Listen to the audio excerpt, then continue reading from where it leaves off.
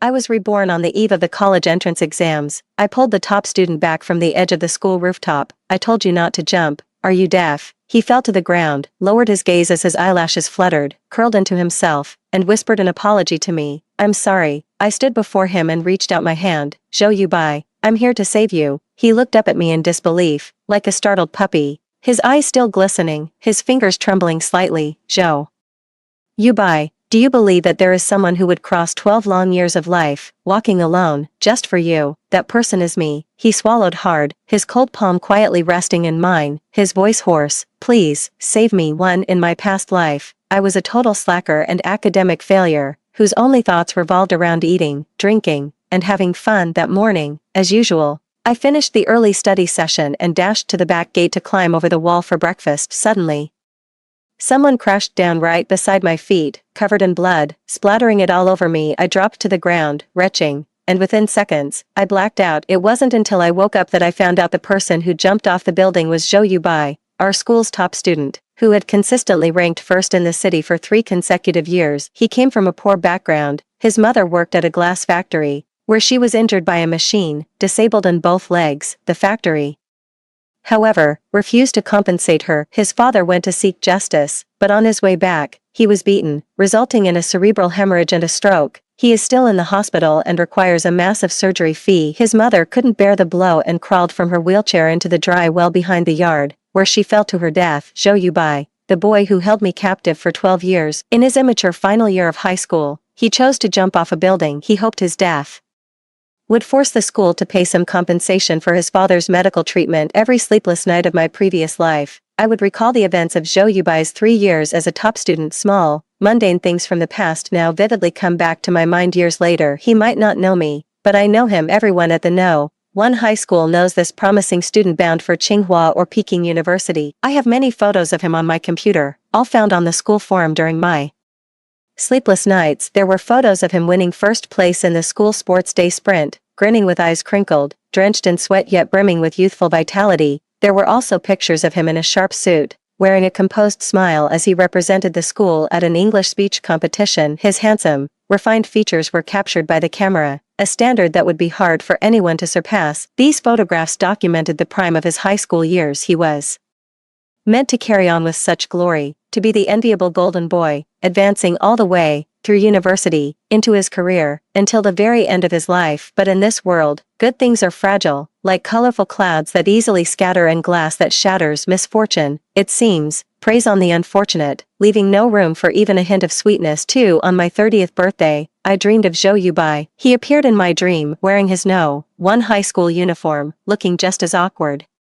and remorseful as he did today. Gently, almost timidly, he apologized. I'm so sorry, I dirtied your new dress and frightened you. I've spent 12 years down there accumulating enough good karma, just so I could come back and apologize. I hope you can forgive me. He bowed to me, his gentle eyes and kind expression exactly as they were when he spoke to me back in our sophomore year. That was the only conversation we ever had in our 3 years of high school. I had forgotten to do my math homework. The competition in our accelerated class was fierce, and since I'd gotten in through connections, I wasn't exactly popular. After begging a few people to let me copy their work with no success, Zhou Yubai handed me his paper. He was a man of few words, clearing his throat, the tips of his ears tinged red. He said with perfect composure, "Write it down." A gentle breeze drifted through the window under a bright sun, and he was in high spirits, full of ambition. They were in the prime of their youth, classmates full of talent and promise. 3. I pulled Zhou Yubai out to ask for leave. The homeroom teacher sighed. I'll find out who stole the donation. Take good care of your father. 2 days ago, the school spontaneously raised funds for Zhou Yubai. Zhou Yubai is well liked,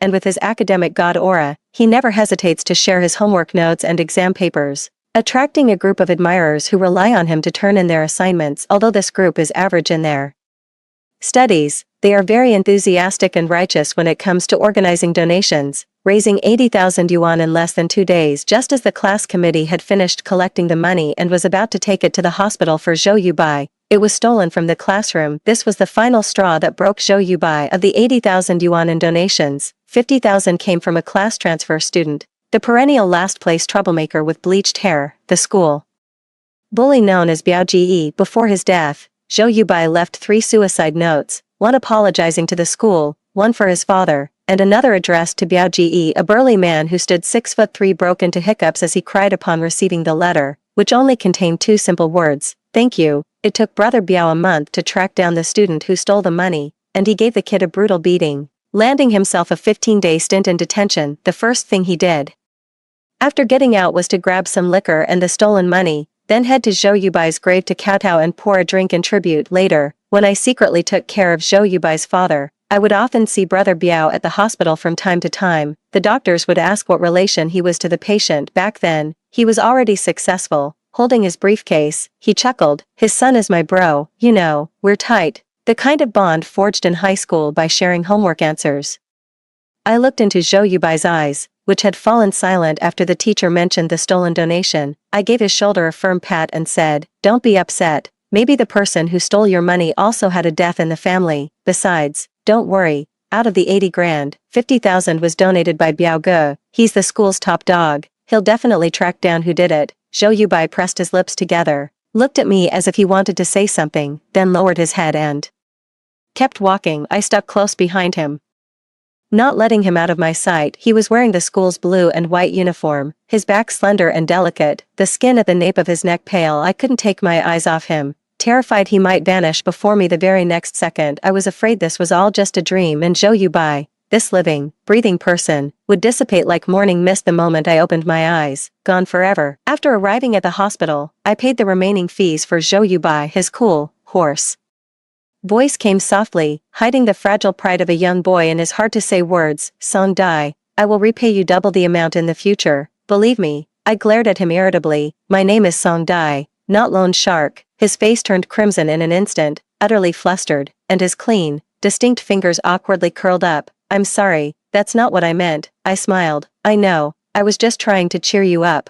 After accompanying Zhou Yubai into the ward, I called Biaoge to ask him to keep an eye on him for me. I needed to go withdraw money and arrange for a caregiver. Biaoge and I grew up together. Both of us were transfer students and always at the bottom of the class. He came last, and I came second. What can you expect? We're both kids of nouveau riche. There's no hope for any academic genes. When Biaoge heard that Zhou Yubai almost jumped off a building today, he was frantic. Damn it. I just wanted to scan a scooter, but who replaced all the scooters around the school with bicycles? I'm done for. Lord, Song Dai, you better keep an eye on him. We've only got 8 months left until graduation, and I can't lose my walking, breathing version of Xiaoyuan search. As soon as Biaoge arrived at the hospital, he pulled out a stack of money from his pocket and stuffed it into Zhou Yubai's hand. "Dude, you can't die. What about your dad? What about me? I'm counting on you to graduate. You're so smart. You're going to Tsinghua or Peking University. You're going to do research. Your physics score is higher than my total score. You'll figure out something to blow that glass factory boss away. Besides, trash like me and Song Dai are still alive. How can you even think about giving up, bro?" Me. Zhou Yubai felt awkward and flustered by Biao Ji's actions. He was a bit socially anxious, but Biaoge,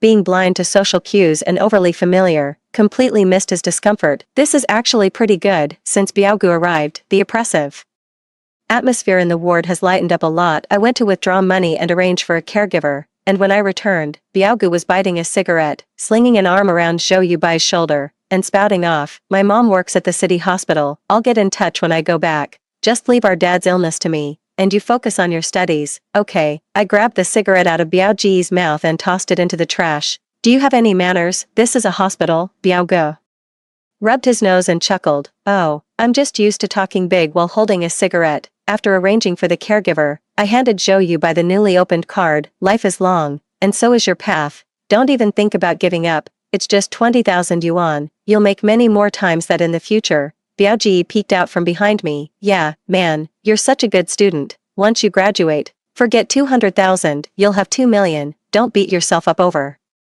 your age, bro." Zhou Yubai clenched his jaw, his throat working. He couldn't hold back anymore, his eyes turning red as he fought back a sob. He asked me and Biao Ji, "Why are you helping me like this? We barely crossed paths at school. To you, I'm just some random classmate." I could see Biao Ji was about to blurt out his "you're my little homework helper" line. I quickly covered his mouth and started spouting nonsense. "Our families are both in business. Our parents drilled the concept of long-term investment into us since we were kids." "Alright, fine, because we're beautiful, kind, generous, and adorable, or maybe it's because I'm shallow. I'm swayed by good looks, everyone appreciates beauty, look at you, you're smart and good looking. As the pride of our school, how could we just stand by and watch talent wither away? Biaogu stared at me in shock as I blurted out whatever came to mind just to lighten the mood. A look of astonishment flashed across Zhou Yubai's usually cool and detached face. Just as I braced myself for a scolding, he looked at me, struggling to find the words, and finally managed to whisper with difficulty, "Can we wait until after graduation?" Biaogu slapped him on the shoulder and burst out laughing. "Come on, man, don't take it seriously, that brat never tells the truth." Me, I was telling the truth every word. The boy I saved naturally belongs to me. 5. We left the hospital right at lunch break, with 2.5 hours to go before afternoon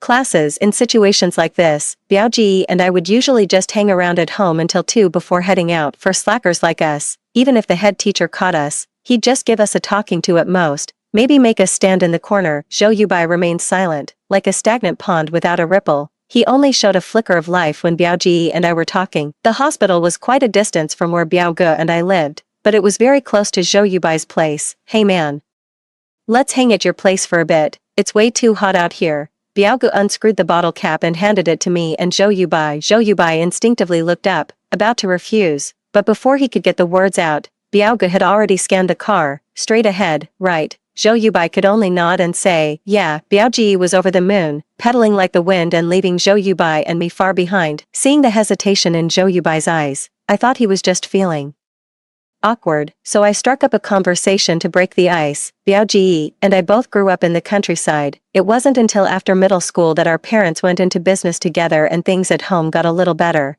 but it didn't really matter. Neither of us were cut out for studying anyway. He turned his head to look at me, then suddenly broke into a genuine, heartfelt smile. "Thank you, Song Dai," he said. His tone relaxed and sincere. The midday sun was blazing. Before long, beads of sweat had formed on his forehead, and a faint blush colored his cheeks. His eyes were dark and sincere, his smile bright, and the wind billowed his blue and white school t-shirt amid the chaotic wind. I heard my own clear heartbeat. It was a deafening silence beneath the pretense. He spoke deliberately, enunciating each word clearly. "What I mean is, Song Dai, I really appreciate you saving me." It was only then that I understood his smile, a hopeful anticipation for the future. "Zhou Yubai, he's alive again." 6. Only when I arrived at Zhou Yubai's home did I realize why he hesitated when Biaoge suggested going to his place.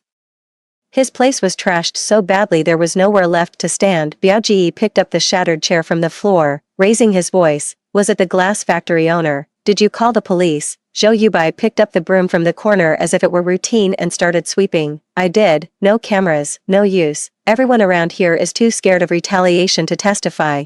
Biaoji was absolutely furious. "For God's sake, what kind of bullshit is this?" I picked up the mop, wet it, wrung it out, and started mopping. Zhou Yubai took it from my hands. "The concrete floor is tough to mop, let me do it." "It's fine, it's no different from mopping the classroom, I'll do it," Zhou Yubai insisted, taking the mop firmly. His voice softened, almost to a whisper near my ear. "Go sit down, I'm almost finished." Watching Zhou Yubai and Biaoji busy at work, I rode my bike out to buy some water. I went through 3 alleyways before I finally found a shabby little convenience store. I looked at the crisscrossing wires overhead and the filthy gutters on the ground, struggling to imagine that on the other side of the city, there was an entire area of dilapidated, crumbling buildings. The injustice of this world is determined the moment you are born. 7. Zhou Yubai and Biaoge spent an hour cleaning up the house. The 3 of us sat on the mat in Zhou Yubai's room, and Biaoge asked Zhou Yubai, "Have you figured out what to do?" Zhou Yubai shook his head. The old fan in the room creaked as it spun, lifting the back of his shirt. A dark purple bruise trailed down the pale skin of his waist. I pulled up his shirt, my voice a mix of shock and fury. "Did they do this?" Biaoji yanked Zhou Yubai closer. "There's one on his shoulder too. Why didn't you say anything at the hospital?" Zhou Yubai silently tugged the hem of his shirt down, covering the wound. "This is the 3rd time they've come to smash the place up. They said if I dare call the police again, they'll make this place run red." "It's fine," Biaoji cursed, getting up to call his crew. I held him back. "Calm down. If violence could solve the problem, we'd be in good shape." Inside me now resides the soul of a mature woman. Although my previous job had nothing to do with law, I still possess basic common sense. I inquired about some matters with Zhou Yubai. His family has a medical certificate from the hospital regarding his mother's injury. The 3 key elements, working hours, working location, and working cause, are all met, confirming it as an occupational injury. Additionally, during my conversation with Zhou Yubai, I learned that the glass factory had not signed labor contracts with its employees. The aunts and uncles who worked with Zhou Yubai's mother were all quite old,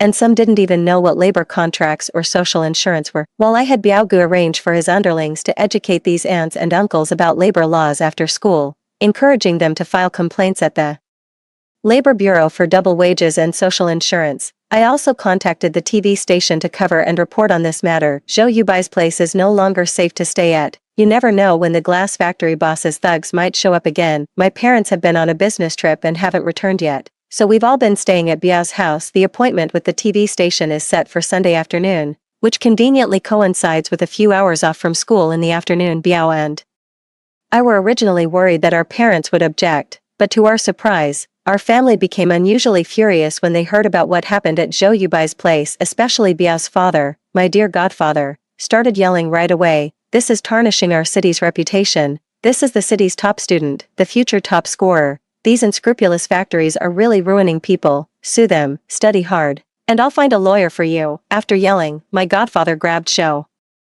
Yubai's hand and said, "There are only 8 months left before the exam. Look at my 2 kids, these idiots. Can they even get into a technical college? Please help them with extra lessons. I'll take care of your parents' affairs. If you can get these 2 little brats into a technical college and into a university, my whole family will bow to you. You'll sit at the head of the table during the new year. I don't know how many tutors I've hired, but these 2 have brains like mush. It's all useless." Biao and I are actually very outgoing and confident, except when it comes to studying. Every time this happens, Biao and I would bury our heads, looking sheepish and saying nothing, as we were competing to see who could bury their head lower. Biao suddenly glanced at me the moment our eyes met. We couldn't help it, we just couldn't. The atmosphere was really serious, and our godfather was truly furious, but we just couldn't help it. We laughed. Godfather blew his top. "How dare you laugh? You still have the nerve to laugh, the 2 of you, a pair of so-called brilliant talents. One scored 250, the other 380, and you still had the face to laugh." Biao scoffed, sticking his neck out defiantly. "Dad, you really look down on people. A lousy vocational college, anyone with hands could get in, so what if it's 250? It still meets the cutoff. Don't bully the young and poor, old man. I'm telling you, watch out, or I won't be the one to smash your funeral bowl." Godfather was utterly enraged, and Biao got a few kicks to the backside. In the end, it was Zhou Yubai speaking up. 8 months is enough to get into a decent vocational college. That finally put an end to Godfather's fury. Biao muttered softly, "Why are there levels in vocational colleges?" Godfather slammed the table. "What did you say?" Biao shouted loudly, "Give me some money." Godfather was so angry he almost fell over, rubbing his forehead and saying, "I want to have a second child. I want to have a second child." 8. The lawyer hired by his godfather was a specialist from the company. The lawyer was very professional and organized and categorized the existing evidence. He went to the alley where Zhou Yubai's father was injured, only to find that the entire street had no surveillance cameras, but fortunately, there were witnesses. However, the witness was too afraid of retaliation to testify. Only after the lawyer repeatedly assured him did he agree to do so. Some of the older workers, after learning about their employment contracts, confronted the glass factory to no avail. Frustrated, they went to a lawyer to vent, and in doing so, spilled the beans about the factory cutting corners, forcing overtime, and illegally docking overtime pay. These witnesses were incredibly valuable. Using his own private channels, the lawyer obtained information about the glass factory's production process and subsequently reported the factory for failing quality inspections. After interviewing Zhou Yubai, the TV crew headed straight to interview nearby residents and school teachers. Many journalists came knocking, and the Godfather's secretary screened them, only allowing a few reputable ones to conduct interviews. On the day the story was aired on major platforms, the lawyer officially filed a lawsuit. As soon as the reports came out, the glass factory owner became the target of public outrage. Residents near the factory also approached reporters to complain about wastewater discharge issues, which they had repeatedly reported without resolution. In a sudden turn of events, the collapse of the tree led to the exposure of many cases that had been forcibly buried. Zhou Yubai's mother was not the first person to be injured by machinery at the factory, denied compensation, and then threatened with violence. Some victims' family members even met with untimely and unexplained deaths while seeking justice. As luck would have it for the glass factory owner, a crackdown on organized crime coincided, and the local tyrant who once ruled the roost was toppled overnight. My godfather and my father, fearing retaliation, Had bodyguards escort us to and from school every day. The case of the glass factory owner's verdict will take time, and my godfather and father comforted Zhou Yubai, study hard, don't be affected, you're going to be the top scorer. What's heartening is that the teachers at school strictly forbid students from discussing this matter, and the classmates in the class are very harmonious, never bringing it up in front of Zhou Yubai, but they do many warm little things. Someone always pays for Zhou Yubai's textbook and tutoring fees. During class meetings, the class monitor and classmates secretly set up a group to collect fees and save Zhou Yubai's share when eating. If they see Zhou Yubai in line, some classmates in front directly get 2 portions and give one to him. Just say you've got too much money in the bank. At first, everyone would secretly buy snacks and water to put in Zhou Yubai's desk drawer, but later it became an open practice.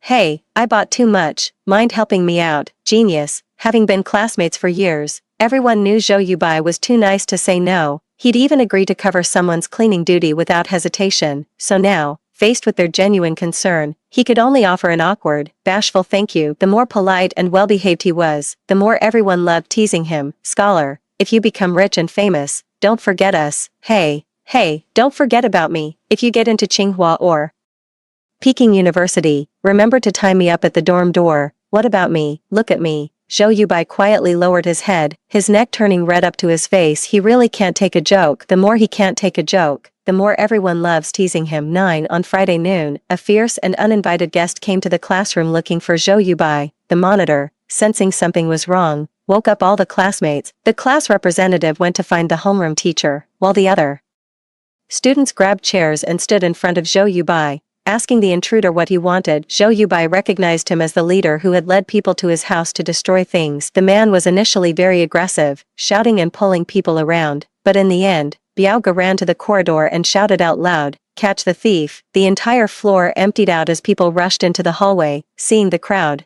the man tried to make a run for it. Biaoge yanked a mop soaked in God knows what from a trash can and shoved it right into the guy's face. Who let you in? How did you get past the guard? Did you climb the wall? Thief, get the thief. Bleg. The gang leader dropped to his knees, retching. Within seconds, a dense crowd had swarmed from both sides, landing kicks and punches. The gang leader howled in pain and cursed furiously until the principal and homeroom teacher arrived and shooed the students away. The school called the police. The man had climbed over the wall to get in. He came looking for Zhou Yubai, hoping to settle the matter privately, never expecting the disciplinary culture at First High to be so formidable. Zhou Yubai said coldly, "I will never accept a private settlement. All I want is justice." He rarely showed his emotions so openly. The hatred in his eyes at that moment was impossible to conceal, with red veins spreading, making it somewhat unsettling. I pulled him aside and comforted him softly. All right, justice will be served. It will be." His jaw stiffened, and he took several deep breaths to suppress his outward emotions. He nodded at me, his expression softening suddenly. He turned his head away in a flurry, his shoulders heaving uncontrollably, and the sound of stifled sobs filled the air. Biao grabbed the person and pressed them against his shoulder, thumping Zhou Yubai's back twice. "Brother, cry, just cry, let it out, and we won't feel so bad anymore. Cry." The somber atmosphere was broken again, and it was all thanks to our Biao. 10 After the second monthly exam, thanks to Zhou Yubai's relentless efforts, Biao scored 360, and I scored 330, but I inflated it to 400. My godfather and my dad were over the moon, praising Zhou Yubai nonstop during dinner. Zhou Yubai was mortified. He tried to speak up several times but finally just said, "This was the Beijing exam paper." My godfather chuckled while taking a sip of his drink. "Beijing, Nanjing, who cares? Haha, looks like our boys have a shot at getting into college." Zhou Yubai, my godfather, pulled out a wad of cash from his pocket, counted it into 3 piles with his saliva, and tossed it in front of us, swaying. "Next time, next exam, try to score higher for your old man. Even 1 more point is progress, and there's more money. If you don't do well, I'll skin you alive." That night, Biaoge and I sighed on the carpet in Zhou Yubai's bedroom. Biaoge was worried about his butt. "I'm sad, even after being reborn, I still have to study." Biao suddenly asked me, "What's going on, Song Dai? How come you scored worse than me?" "Me, silence is tonight's Cambridge. Dude, I'm reborn. Do you really think a corporate slave who's constantly exploited by their boss can score well on a high school senior exam? I'd be lucky to score 300. Even a sophomore senior who took the test for someone else only scored 200. It's all my fault." Zhou Yubai's guilty voice came over. He closed the exercise book, his mood low. "If it weren't for my issues during this time, you wouldn't have fallen behind in your studies. I'll make sure to tutor you properly later. I never expected that Zhou Yubai's tutoring would mean moving to the back 4 rows to sit with me and Biao Ge. There were exactly 3 people in a row, with Zhou Yubai sitting in the middle just in the first class. He confiscated our 5 in a row, chess, and poker. He rubbed his forehead. How many distractions do you guys actually have? How do I let the genius know that if a slacker wants to daydream, they can play martial arts movies in their head while staring at the blackboard? Usually, both our English and Chinese teachers would assign recitations, and my friend Biao and I were accustomed to being punished by standing outside the door to read aloud during the morning self-study the next day. But now, it's really heartbreaking. Zhou Yubai glanced at the time, frowned, and asked, "Haven't you memorized even one passage?" Biao and I stood before him, looking at each other, then both lowered our heads sheepishly. "Why do I have to face the teacher even when I'm back home?" Zhou Yubai sighed. "Let's memorize it. I'll stay up with you. We'll sleep together after we finish." Me and Biaobe exchanged glances, our eyes brimming with tears. That night, well into the early hours, the villa still echoed with English sentences pronounced in heavy local accents. Zhou Yubai initially tried to correct our pronunciation but eventually gave up. He took a deep breath and said, "Forget it, as long as you understand the meaning." Honestly, it was the first time I'd ever seen Zhou Yubai look so desperate. Of course, teaching kids to study, who doesn't go crazy? We worked late into the night to memorize it, and the result was that all 3 of us were late the next day. The English teacher, in her pretty little high heels, glared at us as we ran in, and gave us a thorough scolding. The most embarrassing part was that even though we'd memorized everything the night before, when we got quizzed, both Biaoji and I blanked halfway through. Zhou Yubai was grinding his teeth and whispering hints from the back, veins bulging on his forehead, but his accent was so American, we couldn't make out what he was saying at first. In the end, our English teacher figured it out. See, the teacher gets the class genius. Finally, we ended up standing in the hallway reading the text together. Biao and I felt guilty and whispered an apology to Zhou Yubai. Zhou Yubai sighed, looking utterly defeated. "It's okay." We spent the morning doing math papers. By the time the second period started, Biao and I had only gotten to the 6th multiple-choice question, while Zhou Yubai had already finished his paper. He put down his pen and stretched his neck, casually glancing at our test papers. What he saw shocked him so much that he jerked his head back too hard and dislocated his neck. Even the top student has his troubles, it seems. For instance, he's now in the hospital wearing a neck brace. Zhou Yubai stared blankly ahead, the light gone from his eyes. 6 multiple-choice questions, and I didn't get a single one right. Not a single one, he muttered to himself. No matter what Biao and I said, Zhou Yubai ignored us. Let me be. From that day on, Biao and I made up our minds to study hard. We absolutely cannot let teacher Zhou down. 11 A month has passed in the blink of an eye. I calculated the time, and tonight Biao's underling should catch the thief who stole the money. I feel a vague sense of unease in my heart. In my previous life, I stayed in the hospital for a month due to Zhou Yubai's incident, and soon after, I went abroad. The thief who stole the money is named Qing Liao. After being caught, he refused to repent and kept cursing that Zhou Yubai deserved to die. Even after being beaten by Biao Ge, he didn't think he was wrong and even insulted Biao Ge, puncturing the tires of Biao Ji's car in front of the police. He started playing the victim. The No. 1 middle school is notoriously stingy, not even having an air conditioner, let alone surveillance cameras in the classrooms. Without surveillance or substantial evidence, it's impossible to convict him of theft. No one expected him to be so reckless and vicious in front of others, yet in front of the police, he claimed to have a headache, heart issues, dizziness, and nausea, and even managed to extort a significant amount of money from Biao's family. Even before leaving, he deliberately taunted Biao. After being released from the police station, Biao forced him to go to Zhou Yubai's tomb to apologize. He agreed on the surface, even cowed out at Zhou Yubai's tomb, appearing extremely sincere. However, the very next night after the apology, he set fire to Zhou Yubai's cemetery. While everyone was busy putting out the fire, he dug up Zhou Yubai's grave and stole his ashes. Fortunately, Biao, who came to pay his respects at night, saw it at the last moment and knocked him out with a bottle. He got locked up for multiple charges,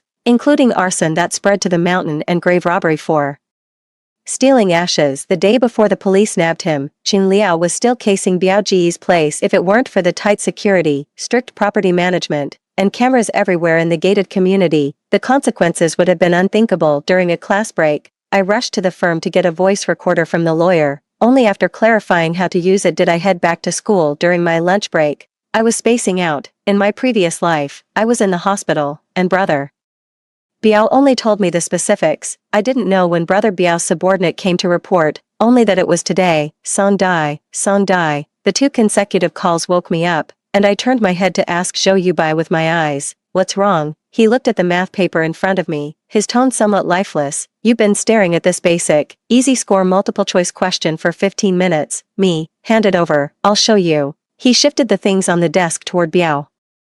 Goo, clearing half the space for my test paper. A moment later, I finally responded, "Oh, okay." The paper lay between us. Zhou Yubai spoke very softly, and with all the other students around us asleep, I had to lean in extremely close, so close I could almost feel the warmth of his breath against my ear. The classroom had just gotten air conditioning, and it was freezing at noon, yet, I was burning up, my head spinning. Even my fingertips felt feverish. "Zhou Yubai, stop explaining, I get it now." I mumbled under my breath. He leaned in closer, his nose almost touching my face. Maybe it was just my imagination, but he whispered, "What?" I tilted my head slightly, and our noses brushed against each other. His dark eyes instantly widened, his whole body went rigid. We both immediately pulled apart, settling back into our original seats without another word. Zhou Yubai's fists clenched at his sides, and from his neck to his face to his ears, there wasn't a single spot that wasn't red. His eyes glazed over as he stared straight ahead, sitting rigidly, not daring to move, not even daring to breathe. I suddenly understood why those girls liked teasing him. It really is addictive once you're hooked on him. There's no going back. You know me, Zhou Yubai. My self-control has always been lousy. 12. Just as the last class of the afternoon was winding down, a boy from the next class appeared at the door, waving at Biao Ji. Biao stood up and said he was going to the bathroom, and I immediately raised my hand in response. "Teacher."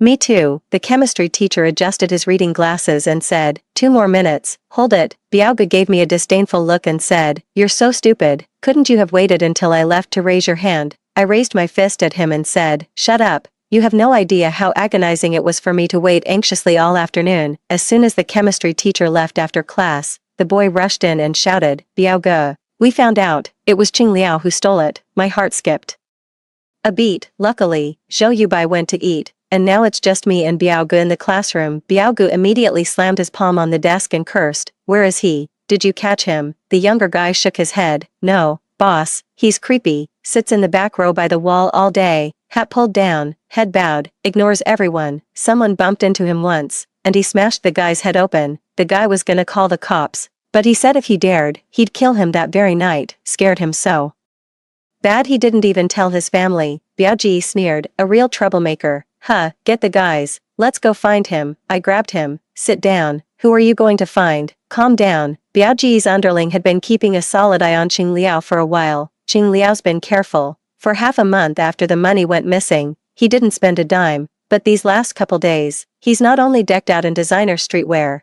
his shoes are a limited collab worth over 8 grand, and he's got the latest Pro Max phone. His parents had that accident, remember? The school even held a fundraiser for him. His tuition and everything now is covered by a school-arranged sponsor. Where's he getting that kind of cash? The store he bought the phone from is my brother's. My brother said a kid in a No. 1 high uniform came in today with a wad of cash to buy it, asked if I knew him. Some of the bills even had names written on them, probably from when the homeroom teacher made everyone mark them to prevent counterfeits during collections. A few must have gotten mixed in and never got spent. What? Biao glared with wide eyes, his face contorted in frustration. I haven't even upgraded yet. He's using something more advanced than mine. After calming Biao down, I took him to the nearest courier station, claiming we lost a package and needed to check the recent surveillance footage. Qing Liao's figure had appeared in the footage from several nearby courier stations, so Biao started recording with his phone. Qing Liao is quite particular. He buys his trendy brand specifically on a certain platform, and the color of the box is particularly distinctive. Later, Biao and I went to a phone store to review the surveillance footage before leaving. Biao's face looked a bit off the whole way. I thought it was because Qing Liao's phone was more advanced than his, and he was upset about it. "You didn't want to upgrade yourself, so why are you getting worked up over his phone?" Biao snorted, "It's not about the phone, who cares about some old piece of junk? I'm mad because Qing Liao's parents died in a red light violation. The school organized donations for him, and the teacher even found him sponsors. Shouldn't he be the most empathetic towards Xueshen? I can't understand why he did this. How could he even bring himself to do it? Maybe it's because I have memories from another life. But I already knew Qing Liao wasn't a good person," I said irritably. "There's Nothing hard to understand. There are people who lurk near hospitals just to steal the life-saving money from old people. Some people do monstrous things without reason. They're just bad without any justification, and they can't give us any, so let the law handle it. Biaoga looked dejected, and suddenly, without warning, he squatted down by the roadside, his eyes turning red and his voice choking. I just can't understand. I really can't understand. How does he have the nerve to come every day? Shamelessly asking Shueshan for homework and test papers to copy. If it weren't for you discovering Shueshan that day, what would have happened? He tugged at my trouser leg. Just after class, the food vendors pushing carts at the school gate had arrived, many of them being students from the school. The security guard turned a blind eye, and Biaoga sniffed, wiped away his tears. Oh, come on, cover me up quickly, or someone will see me. I moved in front of him. Don't be so short-sighted, with you being this big, how can I possibly cover you? He punched my shoe. You're so annoying, Song-dai. Give me some tissue. I pulled one out from my pocket and handed it to him. Done crying. Hurry up. You're the school bully. Don't cry, or you'll lose your crown. Annoying as hell. He wiped his face, crumpled up the paper, tossed it into the trash. His voice still hoarse from crying, he suddenly asked me, Song-dai, why did you go to the rooftop that day? I was stunned, my expression softening. A strange pang hit a spot in my heart. It's fate, I guess. Zhou Yubai wasn't meant to die.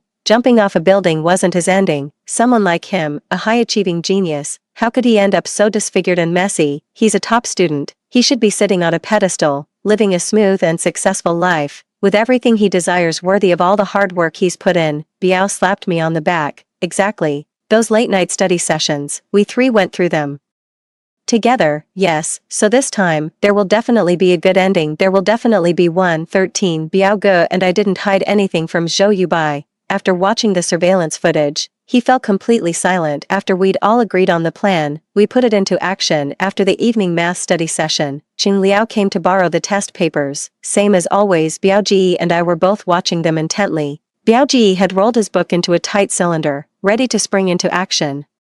At a moment's notice, Qing Liao complained about how hard the test was. Zhou Yubai looked up at him, her expression flat. Really, she said, that's a nice shirt you're wearing. Qing Liao didn't notice anything unusual, or perhaps he was too immersed in the thrill of flaunting his crime in front of the original owner. It's so expensive, you probably can't afford it. Not that I mean it that way, but, you know, times have changed. Maybe once the glass factory's compensation comes through, you can buy it. Just wait a bit longer. The surroundings suddenly grew quiet. The girl sitting in front of me slammed her hand on the desk. Qing Liao, are you sick? Can you even speak? If you can't, get out. Wearing that cheap knockoff and wandering around, coming to our class every day, isn't it just to show off that cheap stuff of yours? Oh, we get it. It's so expensive. Okay, now get out. We don't welcome you here. Before, Qing Liao didn't come to borrow Zhou Yubai's papers so often, but ever since he got those trendy new shoes and phone, he's been showing up in front of Zhou Yubai more frequently. All the students around were from our own class, and they were fiercely protective. They were already annoyed with Qing Liao, and after hearing his sarcastic remarks about Zhou Yubai, everyone's faces turned sour, and they all told him to leave. Zhou Yubai handed the exam paper to him expressionlessly. Qing Liao took it, sneered, I haven't said anything. So why are you lapdogs barking? All you do is fawn on people all day. He was about to leave with the exam paper, but found he couldn't pull it away. Qing Liao stood, while Zhou Yubai sat. It should have been Qing Liao looking down at Zhou Yubai, but instead, Zhou Yubai gave off an air of looking down on him. Zhou Yubai slightly raised his head to meet his gaze, his eyes sharp and cold like knives. Qing Liao, I haven't done anything to wrong you, have I? Qing Liao's eyes flickered with a moment of evasion. He tugged at the paper, but it didn't budge. Zhou Yubai's knuckles, rough and distinct, turned white, and the veins on the back of his hand bulged. His thin lips uttered two words, his tone icy. Speak. Qing Liao let go of the test paper. I don't want it anymore, he said, turning to leave. Zhou Yubai stood up, grabbed him by the collar, and yanked him back. A frosty, unreadable expression settled over his sharply defined features. Are you deaf? Qing Liao cursed and made a move to fight, but Biao Ji raised a book and smacked his hand. What do you think you're doing? My man Zhou is talking to you. Are you deaf? The crowd of onlookers grew larger and larger, slowly forming a tight circle around them. Qing Liao decided to give up. This is at school. If you dare to lay a hand on me, be prepared to go to jail. Zhou Yubai's eyes reflected a deep, chilling rage. His voice was calm, yet it sent a shiver through the soul. Qing Liao, how does it feel to use my father's life-saving money? Enjoying it, Qing Liao's eyes flickered with panic, but he quickly regained his composure. Why would you say that? Zhou Yubai let go of his hand and played the phone recording. Everyone gathered around to watch, and all the color drained from Qing Liao's face. We're all young and hot-blooded. How can we stand it? I was wondering why they've been flaunting wealth all day lately. Turns out they're a thief, shameless, even stealing life-saving money. Qing Liao broke down under a barrage of insults, his expression vicious, as he pushed past our classmates and tried to leave. Unfortunately, Biao had already arranged with the boys in the class,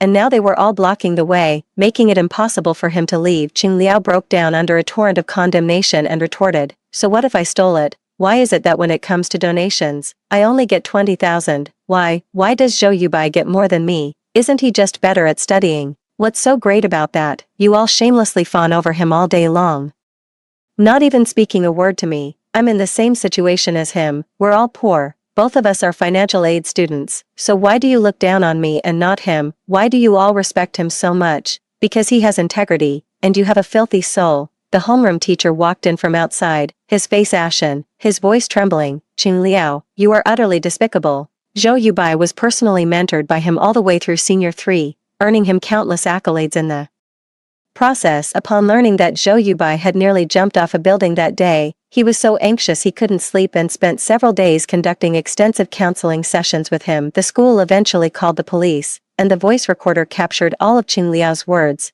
with the surrounding classmates serving as witnesses. Evening self-study sessions proceeded as usual. During those 2 sessions, Zhou Yubai sat motionless in his seat, his eyes lifeless and cold, relentlessly writing one exam paper after another without pause. He needed an outlet for his pent-up frustration, but he couldn't shout, couldn't curse, and couldn't even lash out physically. All he could do was work through test paper after test paper, over and over again. It was late when we headed back. The night was pitch black outside, and Zhou Yubai walked behind us as our driver had been held up. The atmosphere was heavy and silent. This time even Biao Ji was at a loss for how to lighten the mood. The driver called and told us to wait under the street light ahead. As Biao and I walked, we turned back to see Zhou Yubai slowly emerge from the darkness. When he looked up and was illuminated by the streetlight, he was already in tears. What kind of reserved and pain-loving person could cry without making a sound? Despite the tumultuous emotions churning inside, life goes on as usual. He smiled at us. I'm fine. The smile wasn't unattractive. Zhou Yubai was good-looking. After all, it just pierced the heart-wrenching. I said, Zhou Yubai, we're all here. Biao Ge said, yes, don't cry, brother Zhou. The bad guys have been brought to justice. This guy will get at least 3 years, and it turns out he's mentally unstable and assaulted a police officer. After he gets out, he'll have to go to a mental hospital. From now on, we'll all have good days ahead. Yes, Zhou Yubai said, tears streaming down his face as he smiled. I will be happy. I will live well. I will get into the university I want to go to, and you will too. Biao Ge pulled him over and said, what do you mean you? It's us, right? Zhou Yubai nodded, the sadness in his eyes fading, and a warmer smile appearing. It's us. 14. A few months flew by, and by the end of winter break, the atmosphere in the entire class had become inexplicably tense. A countdown was written on the blackboard at the back of the classroom. The whole room was quiet and oppressive. Zhou Yubai sat there all day, never stepping out to squeeze in more study time. He even skipped proper meals, just grabbing snacks to keep going. Nobody talked about staying healthy because we were all in the same boat. I never imagined a day could feel so short. Even my dreams were filled with exam papers. Whenever we got worn out from studying, Biao Ji and I would glance over at Zhou Yubai. He seemed tireless, steadfast and upright, and that gave a lot of us the push to keep going. I barely scraped through the undergraduate admission line with my final mock exam results. Biao Ge was 2 points short and was pacing back and forth in frustration. Zhou Yubai comforted him. This test is tough, but the college entrance exam isn't this hard. I'll help you organize the wrong questions. You solve them again on your own. Explain your thought process to me, and I'll correct and explain them to you. Zhou Yubai was in such a hurry that he spoke several times faster than usual. The days just slipped by, one after another. I tried desperately to hold on to them, but they vanished in the blink of an eye. And then it taught me that the prime of youth never returns, and a morning, once gone, is gone for good. On the morning of the college entrance exam, Zhou Yubai checked everything from our persons to our pens, just like a parent would for Biao Ge and me. Only after confirming there were no oversights did we all board the school bus together. Once on the bus, I picked up my poetry anthology to browse. Our homeroom teacher chuckled and said, Song Dai, I really never expected that after coasting For 2 years, you'd managed to pull yourself together in your final year. What lit a fire under you all of a sudden? Zhou Yubai's gaze also turned in my direction. I just smiled without saying a word. It's because of Zhou Yubai, so I want to find a future for him and me within these daunting piles of practice tests. After the exam, everyone wanted to discuss the questions with Zhou Yubai, but he surprisingly refused. Don't let it affect your mindset for the afternoon exam. His gentle and earnest manner really made him seem like a parent. After 2 consecutive days of exams, I felt a sense of relief and stopped thinking about the results. When I got home, all I did was sleep. My godfather and my dad planned a trip, and after finalizing the route, we set off together. As we were leaving, my godfather said to Zhou Yubai, "Kid, since you've acknowledged me as your godfather, I'll take good care of you from now on." Biaoga chimed in, that's right, from now on, you're my brother." My dad wasn't happy and said, "Why should that be? Xiao Zhou, look at me, my daughter Song Dai doesn't have a brother, you should be my godson, and then Song Dai will be your real sister." My godfather and my dad got into an argument, both insisting on forcing Zhou Yubai to choose. Zhou Yubai silently sided with my godfather, nearly driving my dad crazy. After spending days playing wildly outside, the day before the results came out, we watched one last waterfall. It got too late, so we paid to stay at a nearby farmhouse. That night, it rained heavily. The room I was staying in was close to the edge of a ravine. When Zhou Yubai came to talk to me, we encountered a landslide and ended up being swept away somewhere unknown. I suffered severe injuries to my head and body, almost unable to open my eyes. I think this might be the price I paid for altering the cause and effect after my rebirth. The only thing I can't let go of is my parents, although they favor boys over girls and sometimes show more affection to my younger brother. They never treated me harshly, and I still love them dearly. Zhou Yubai shielded me with his chest, and his arm was scraped by a rock, losing a large patch of skin. I said weakly in his arms, If I die, will you help me? Help me look after my parents." "Okay." Zhou Yubai and I were buried under the moist pile of dirt. He pressed my head against his chest, and I smelled the scent of blood. I couldn't tell if it was Zhou Yubai who was injured or the earthy smell of the soil. I heard Zhou Yubai's short, restrained voice, "You won't die, Song Dai, with me here, you won't die." "Zhou Yubai, I'm so cold." I had completely lost my vision. Zhou Yubai pulled me closer to his chest and gently soothed me. "Song Dai, be good, wait until dawn, and the rescue team will arrive. You won't die. Don't fall asleep, be obedient, don't fall asleep, talk to me." "Zhou Yubai, it's so good that you're alive. I really wanted to see the day when you achieved success and were interviewed by the TV station. It's so good." "Zhou Yubai, fortunately, I arrived that day. Fortunately, I pulled you down." I murmured to myself, "Yes." He nuzzled my cold face, choking back tears. The rooftop was so high, and I actually didn't dare to jump. I've struggled through years of hard study, and it's been so difficult. I'm unwilling to give up, but I had no choice. Reality told me that I was just a lowly ant. I looked around in all directions, but I saw no hope, only one disappointment after another. I stood there all morning, telling myself that if just one person noticed me, if they reached out to help, I would choose to live. But I waited for so long, the wind made me so cold, and no one came. Just as I was about to give up all hope of survival, you arrived. Song Dai, you came, and you said you were here to save me." His tears warmed my face, driving away the cold, and he sobbed uncontrollably. "I know, you're here to save me. Only you, Song Dai. Only you can save me, so please, don't die. I beg you, don't die. I have nothing, only you. Don't be so cruel to me, saving me, and then abandoning me." I reached out to touch his face. "Don't cry, Zhou Yubai, I won't die." He held me tightly in his arms, sobbing. "I wrote you so many letters, wanting to confess my feelings, but I couldn't find the right words. My Chinese is usually so good, yet I couldn't describe you with any words. Those characters, which I once thought were so fitting, now seem either too vivid or too shallow. Yet I still want to tell you, I love you." It was a long time ago, on that afternoon when the wind blew through the classroom curtains, and your face appeared at the window. From that moment, I knew my heart would always belong to you. So, don't die. I wanted to respond to him, but I couldn't speak. I don't know how long it had been, but the sun had dried my lips and made them crack. "Zhou Yubai, I'm so thirsty." He didn't respond to me, just as panic was closing in and I was desperate to move this body. Liquid began pouring into my mouth. A sickly sweet, coppery taste flooded my mouth, sending a tremor through my very soul. I knew what this was. I knew. Zhou Yubai's wrist pressed against my chapped, parched lips. I heard his hoarse, weak voice. "If one of us has to die, I want it to be me. Song Dai, you must live a long and full life, then forget me. Forget this dull and colorless man. Live well, and don't carry any burden of guilt. Tears fell from my eyes in heavy drops. I couldn't understand why fate would play such a cruel joke on me. It gave me a second chance, the power to change everything, only to then push me into the abyss and cast me into hell. I sobbed, gasping for breath between cries. No, I don't want this. Zhou Yubai, don't do this to me. I can't bear it. I truly can't bear it. This shouldn't be how our journey ends. It shouldn't end so abruptly. I blacked out completely, losing all consciousness. 15. When I woke up again, I was in the hospital. My whole body hurt too much to move, and it took a while for my eyes to focus. Biaogu was peeling an apple and humming a tune. Where's Zhou Yubai? My vocal cords felt like they had been crushed, sore and hoarse. He's right beside you. Just tilt your head, Grandma. Luckily, Zhou Yubai protected you. You only got minor scratches, but he has an infection on his back, and the wound on his leg is so deep you can see the bone. He'll probably be in the hospital until the start of the semester. The results are out. The academic genius truly lives up to his name, a deserving top scorer. As for us, we barely made it into a second-tier university, but at least we'll have something to study. I turned my head to look at Zhou Yubai, still unconscious on the hospital bed, tears slipping from the corner of my eye and trailing down my temple into the pillow. It's such a relief. He's still alive. Biaoga tapped my head and said, "What kind of an auspicious talk is that? We're all going to live to be 100, yes.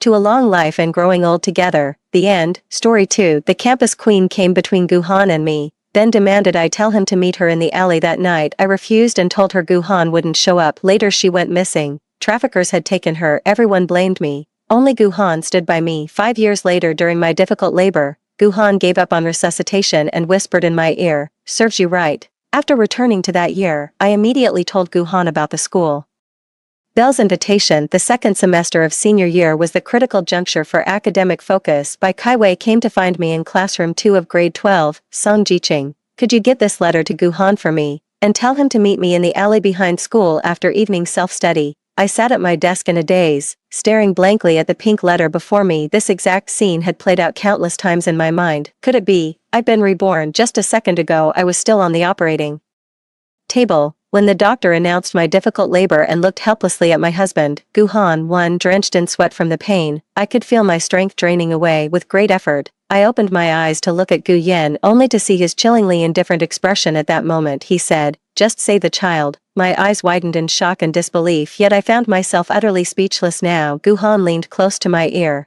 whispering as tenderly as a lover, "Ching Ching, because of you, Kaiwei was kidnapped and remains missing to this day. How dare you live these years in peace? Remember this, you brought this upon yourself. You deserve every bit of it." His eyes burned with terrifying hatred. Little did I know that my usually gentle and tolerant husband had been pining for Bai Kaiwei all along, even choosing this moment to avenge her. He resents me too, for not delivering that love letter in time, for never telling him about Bai Kaiwei's invitation. If only we could start over. Song Jiqing, are you deaf? Bai Kaiwei looked down her nose at me, waving the perfumed letter in her hand with an air of superiority. "What's the matter?" "Too scared to deliver this letter to Guhan, afraid I might steal him away from you." I snapped out of my daze and stared intently at Bai Kaiwei standing before me. I was transported back to that fateful day during senior year when Bai Kaiwei went missing. The day she was abducted last time. I refused to deliver this letter to Guhan.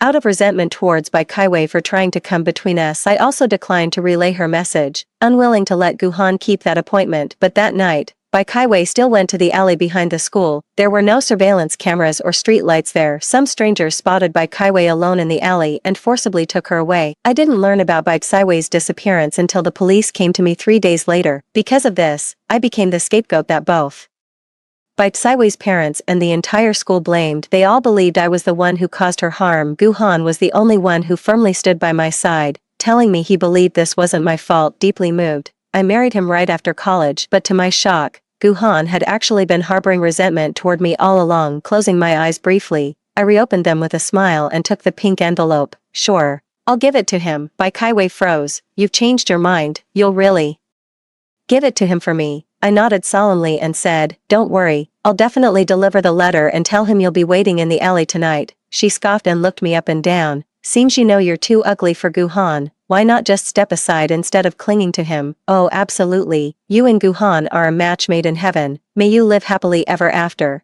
After my stream of flattery, Bai Kaiwei finally looked satisfied. "All right, make sure Guhan comes to see me tonight."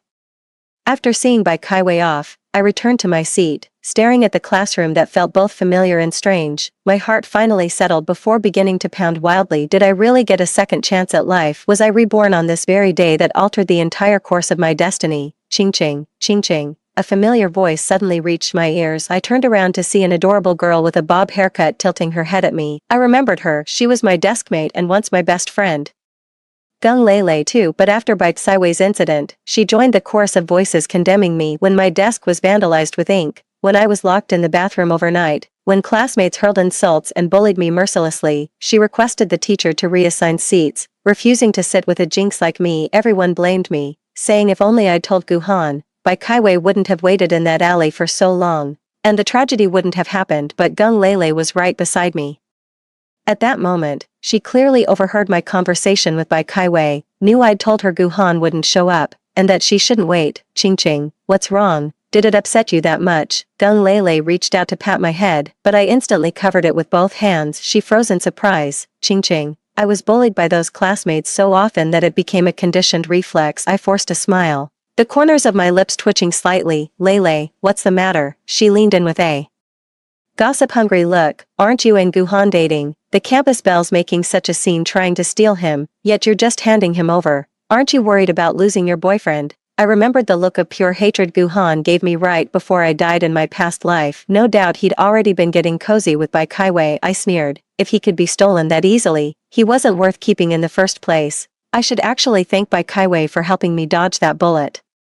Gung Lele winked and gave me a thumbs up. That's my Qingjie for you, always sharp as a tack. A figure suddenly appeared in the classroom doorway. The boy was tall and handsome, looking exactly like his future self except for the youthful innocence still lingering on his face. He walked straight to my desk and pulled out a carton of want milk from his pocket. Here, I got you what you wanted. I froze, completely at a loss for words. This familiar face before me kept reminding me of the despair and agony from my past life.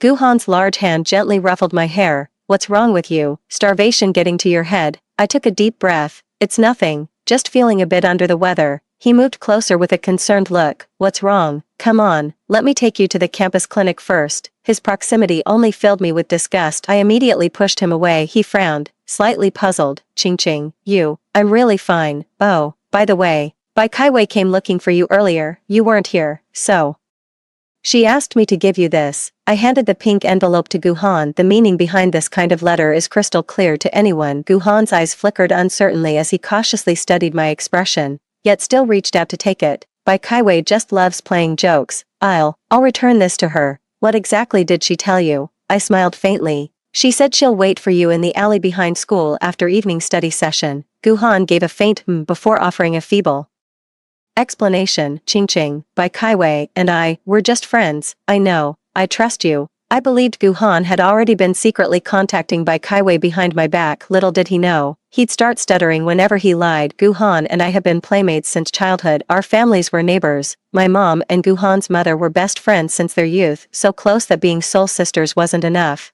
They even wanted to arrange a marriage pact between us. Thankfully, they eventually dropped the idea. Before high school, Guhan was just a short, chubby kid, but to everyone's surprise, he shot up like a weed in high school, growing taller and more handsome by the day, so much so that his classmates crowned him school heartthrob. Many girls developed crushes on him, and I was no exception. Seizing the advantage of proximity, I was the first to confess my feelings to Guhan. Guhan said we knew each other too well and turned me down. I pursued Guhan for 2 whole years, from freshman to junior year, until last month when he finally caved and agreed to date me. That same month, Bai Kaiwei transferred into the class next door.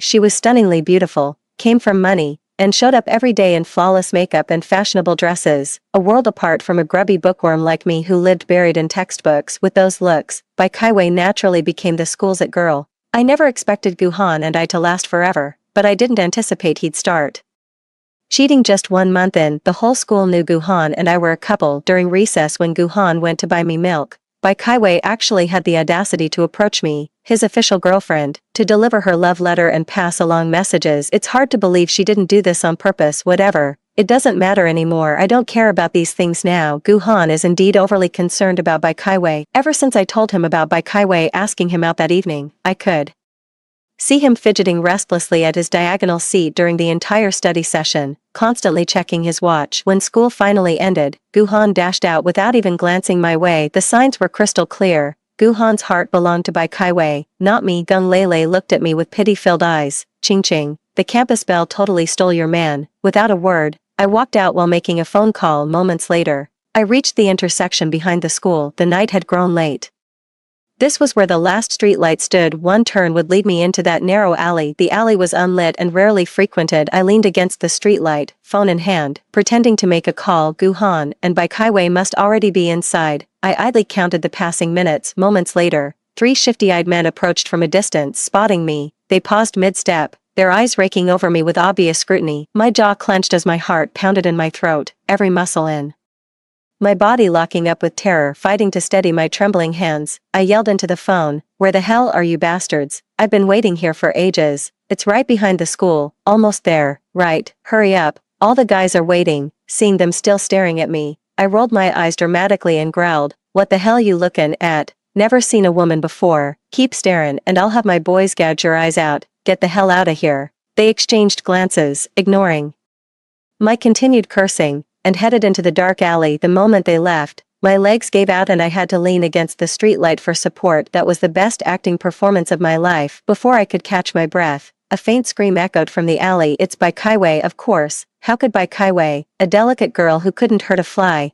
and Guhan, who only played basketball between classes, possibly stand a chance against those vicious criminals in my past life? The mountain of accusations crushing me made me believe all the tragedy was my fault, but now the truth proves it. Whether I told Guhan or not wouldn't have changed a thing. The criminals are to blame, not me. It felt like shedding invisible shackles. I suddenly became so much lighter. Just then, a police car pulled up in front of me, and officers rushed out. "Hello there, young one. Are you the one who called the police?" I nodded vigorously. "It's me. They're in this alley, 3 male suspects, possibly armed. Proceed with extreme caution." The officers immediately rushed into the narrow alley. After several gunshots echoed, Guhan and Bai Kaiwei were escorted out under police protection. Both appeared disheveled, with Bai Kaiwei draped in an officer's jacket, her face frozen in terror. I sneered inwardly, finding these two increasingly disgusting, for those 3 men had only been in the alley for less than 30 seconds. They couldn't possibly have done anything to Bai Kaiwei, so their disheveled state clearly meant they'd been sneaking around doing something indecent in there. Seizing the moment while they weren't looking, I turned to slip away. "Hey, student," the officer quickly called out to me. "Hold on, come with us to give a statement first. We'll drive you home afterward." I turned around awkwardly, immediately catching the mix of shock and mortification on Guhan and Bai Kaiwei's faces. Thank goodness I'd prepared an excuse in advance. I'd noticed those 3 men loitering near the alley for weeks. When I overheard Guhan and the other planning to hang out there at night, I got worried and called the police. "You did great, kid," the officer nodded approvingly. "What's your name and which class are you in?" I told him the truth. "Let me take you home first. It's almost 11 o'clock. The officer never mentioned the 3 dead men, let alone what had happened in that alley, but I actually knew this in my previous life. The 3 men were brothers from a village in the neighboring city. After a dispute with their neighbors, they murdered all 5 family members and fled here. Penniless, they resorted to desperate measures. Spotting the beautiful Bai Kaiwei in an alley, they kidnapped and sold her for a high price. This information was extracted from their confessions after police finally apprehended them following a 3-year manhunt. But who exactly she was sold to, or where Bai Kaiwei disappeared, these men knew absolutely nothing. They only mentioned the buyer wore a black mask, and the deal went down in the woods.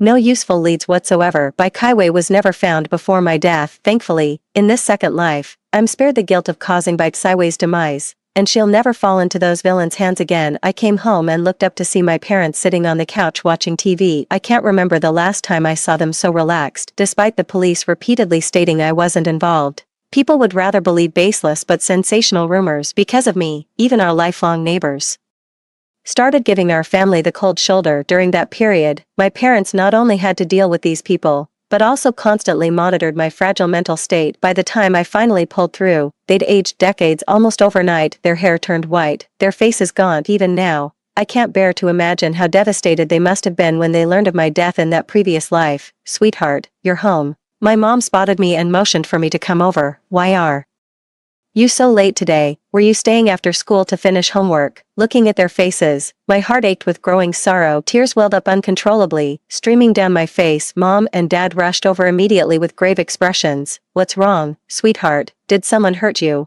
I shook my head tearfully. I just missed you so much. My parents wouldn't hear it. Sweetheart, go to bed now. We'll go to school with you tomorrow. Don't be scared, we've got your back. The couple immediately took out their phones to request leave for the next day. No matter how much I tried to explain, they insisted on seeing the school for themselves. I sighed and reluctantly thought, fine, let's go then. But the corners of my mouth kept curling up. The next day, my parents came with me to the classroom. We didn't find any bullies, but ran straight into the police officer who was looking for me. You've raised an amazing daughter. The officer came in person to present me with a commendation for bravery. The three brothers' case caused quite a stir in the neighboring city, where police had been hunting them for months. If it weren't for me, those criminals wouldn't have been caught so quickly, and Guhan and Baikaiwei would have met with misfortune. The authorities took this matter very seriously, even sending a TV crew to document it. But since I'm a senior high school student, the reporters kept it brief. Just a few questions and words of encouragement for my college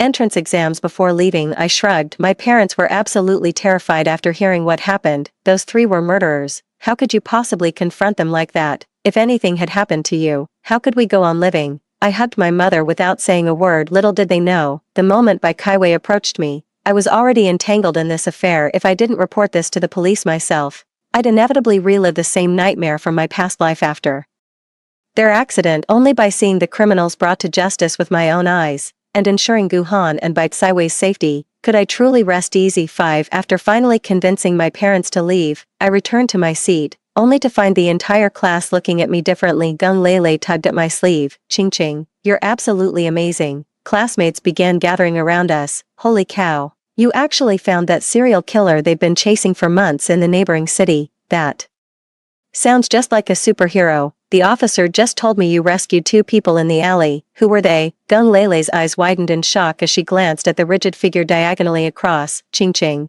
those people you saved couldn't possibly be them. With a faint smile, I raised my index finger to my lips. Shoo, I knew Gung Lele could never keep her mouth shut. By noon, the whole school had learned that Guhan and Baikaiwei were the ones rescued in that alley. To most students, this alleyway seemed utterly ordinary, just some secluded spot off the beaten path. But certain students knew better. This was the secret rendezvous where young couples first explored forbidden fruit. Isn't Guhan dating Song Jiqing? What's he doing going there with Baikaiwei? Those two were sneaking around behind Jiqing's back. Nearly got killed by a murderer, then got rescued by her. Even soap operas wouldn't write something this melodramatic. That homewrecker and scumbag. Can't believe I used to call them campus sweethearts. Disgusting. This time, the targets of the entire school's gossip became Guhan and Baikaiwei. At noon after class, as I was heading to the cafeteria, Guhan approached me. Ching Ching. I turned around with an icy expression. What do you want, Guhan? His pupils constricted sharply. Ching Ching, you've completely misunderstood my relationship with Baikaiwei. Our classmates stopped in their tracks,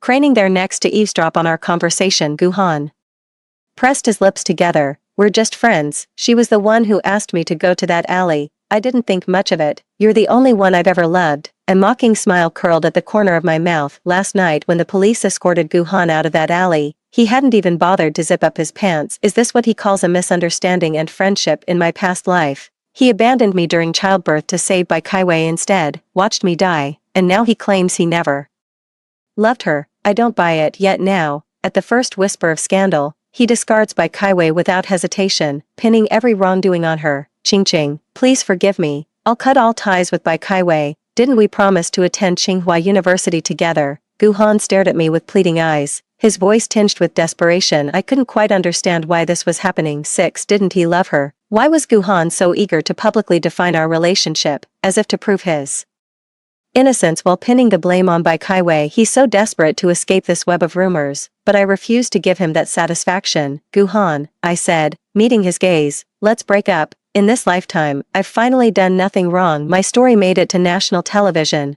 earning me modest fame across the country. The whole school praised me as a hero, treating me with exceptional kindness. Neighbors often brought fruits and snacks, urging their kids to learn from a role model like me.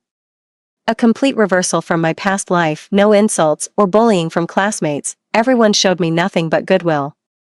It's so wonderful it feels like a dream. Ironically, Bai Kaiwei is now constantly accused by classmates of being a homewrecker, but they only gossip behind her back, not actually bullying her. After all, it's just a moral issue, far less severe than the crimes I was accused of in my past life. I don't feel the slightest remorse for Bai Kaiwei's misfortune. She did come between Guhan and me. Let's be honest, if she hadn't insisted on going down that alley, she wouldn't have been in danger, and I wouldn't be shouldering this blame either. Yet she seemed convinced it was all my fault. I was reviewing my lessons when Bai Kaiwei suddenly stormed into the classroom looking for me. Song Jiqing, was it you spreading rumors that I'm a homewrecker? Gone was Bai Kaiwei's usual polished elegance as she screamed at me in disheveled fury. I set down my pen and looked at her calmly. I'm not that petty. Her eyes were bloodshot, glaring at me with unmistakable resentment. Who else could it be? Song Jiqing, this is your revenge. Revenge for me taking Guhan from you. I shook my head with a wry smile. Have you forgotten? You came to the classroom in front of everyone, demanding I deliver your love letter to Guhan, and right here, you shouted for me to pass along your message, to lure him into that alleyway. What are you implying? Bai Kaiwei's eyes widened suddenly. Are you saying I brought this on myself, didn't you?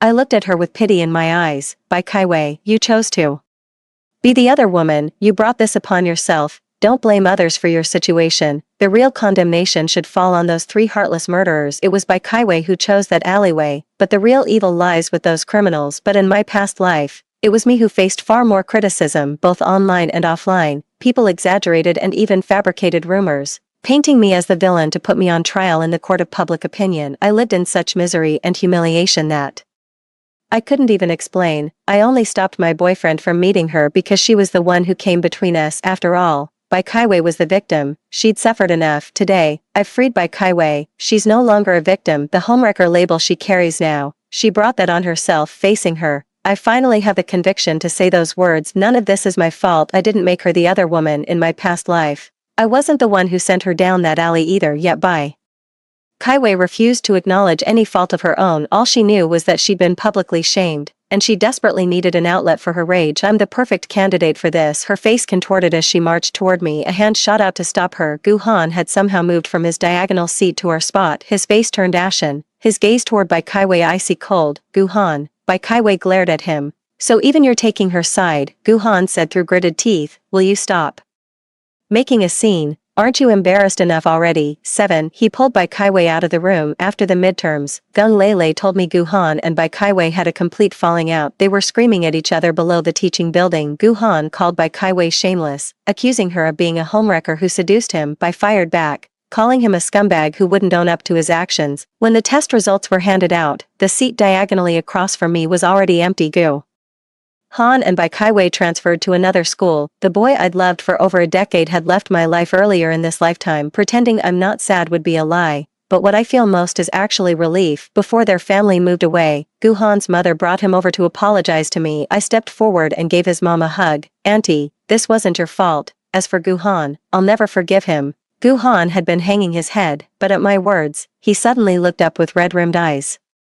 Who are you putting on this lovesick act for? Guhan, you were the one who accepted my feelings, yet you're also the one who betrayed me. Guhan stared intensely at me. Ching, I'm sorry. I opened the door for him myself. Just leave. Let's never see each other again. In my past life, gossip followed me wherever I went. My parents were getting older, and I feared my situation would keep affecting them. So during college, I moved out and lived with Guhan. After graduation, I completely lost the courage to step outside, spending every day confined to Guhan's home. At that time, I couldn't bear to be apart from Guhan, but now I realize my life wouldn't have changed a bit even without Guhan. I truly cherish this peaceful life. In my past life, I had excellent high school grades. If not for that incident that severely affected my mental state, I could have easily gotten into Tsinghua or Peking University. Unfortunately, I only barely made it into a second-tier public university in the end.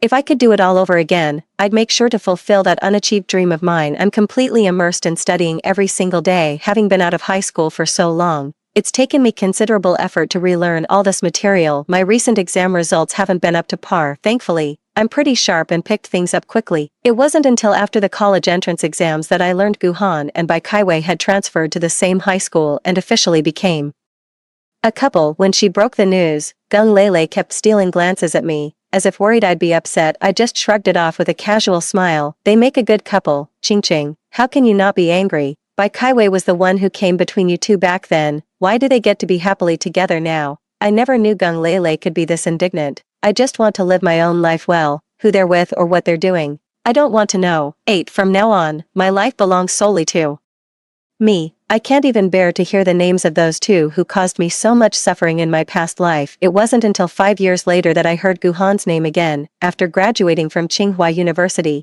I spent 2 years studying abroad. The moment I returned home, my friends booked a private room to throw me a welcome party. These are all friends I made during my college years. Apart from our class monitor who got into Tsinghua/Beida with me, I pretty much lost touch with my high school classmates. Though I fully understand the differences between these two lives, I can never forgive the bullying I endured from my classmates in my previous existence. I won't seek revenge against them, but I can't just pretend those things never happened. My high school classmates invited me to reunions several times, but I always dodged them with excuses about being busy. Gradually, they stopped inviting me altogether. The class monitor was among those at this welcome party. He was sitting on the outermost edge, ostracized from the crowd.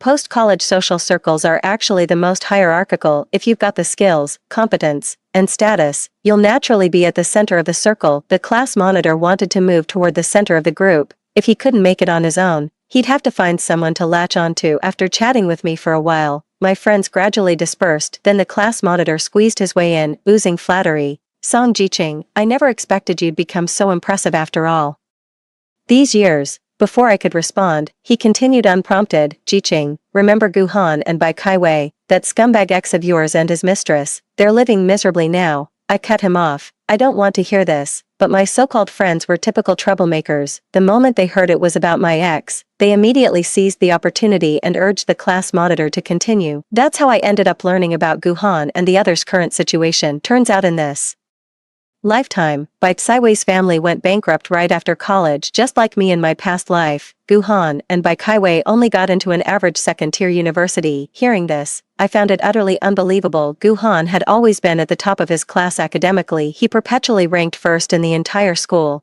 No matter how hard I tried as the perpetual runner-up, I could never surpass him. When he wanted to transfer schools years ago, both his homeroom teacher and the grade director tried persuading him multiple times. They couldn't bear to lose their almost guaranteed citywide top scorer. 9. When I saw he wasn't this year's local Gaokao champion, I thought he'd merely been slightly affected. Never imagined he'd end up at some mediocre second-tier university. But this is Gu Han we're talking about. In his previous life, he scored 710 to become the provincial champion. With elite universities fighting to recruit him, he enrolled in the finance program at Tsinghua Peking University, excelling so remarkably that he became a campus legend even among such elite peers. His outstanding performance as a junior even caught the attention of industry titans. With funding from the magnate, Gu Han launched his startup with like-minded partners, turning their venture into $1 million business within just 2 years. Even at a different university, I constantly heard classmates raving about Gu Han's achievements. I've looked up to him my entire life, even if I had another chance.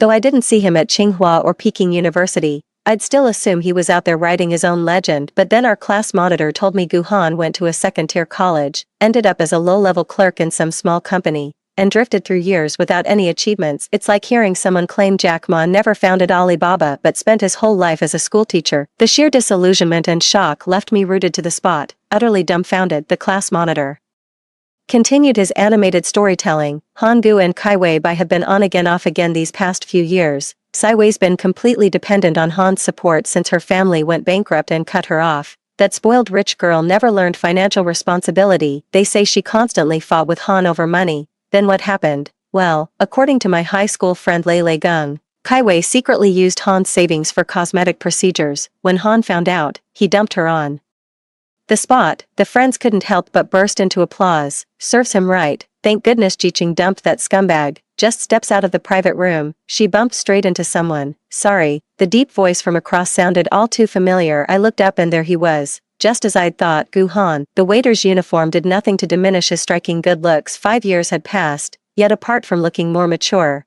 he seemed virtually unchanged. He froze the moment he saw me, Qingqing. Seeing me stop in my tracks, my friends immediately urged me on. What's wrong, Jiqing? Weren't we supposed to grab drinks? The class monitor quickly held everyone back. No worries, Jiqing, you guys chat. We'll head to the venue first. Take your time, no rush. I sighed and turned to leave. Gu Han suddenly grabbed my wrist. Qingqing, can we talk? His pleading eyes met mine. Just a few minutes, I won't keep you long. I agreed and followed him to the corner. What did you want to talk about? Guhan lowered his head, gazing at me intently. I'm working part-time at this shop. How about you? Have you been doing all right these years? Not bad. Well, as long as you're doing fine. 10. Anything else? If not, I'll take my leave. Ching ching. He suddenly pulled me into an embrace. I've always loved you. Would you give me another chance? I broke free from his embrace and slapped him across the face, sexually harassing a guest. Guhan, I'll be reporting you to your boss. I turned and walked away without looking back. I always thought Guhan had feelings for Bai Kaiwei. I fell in love with him in senior year, married him after college graduation,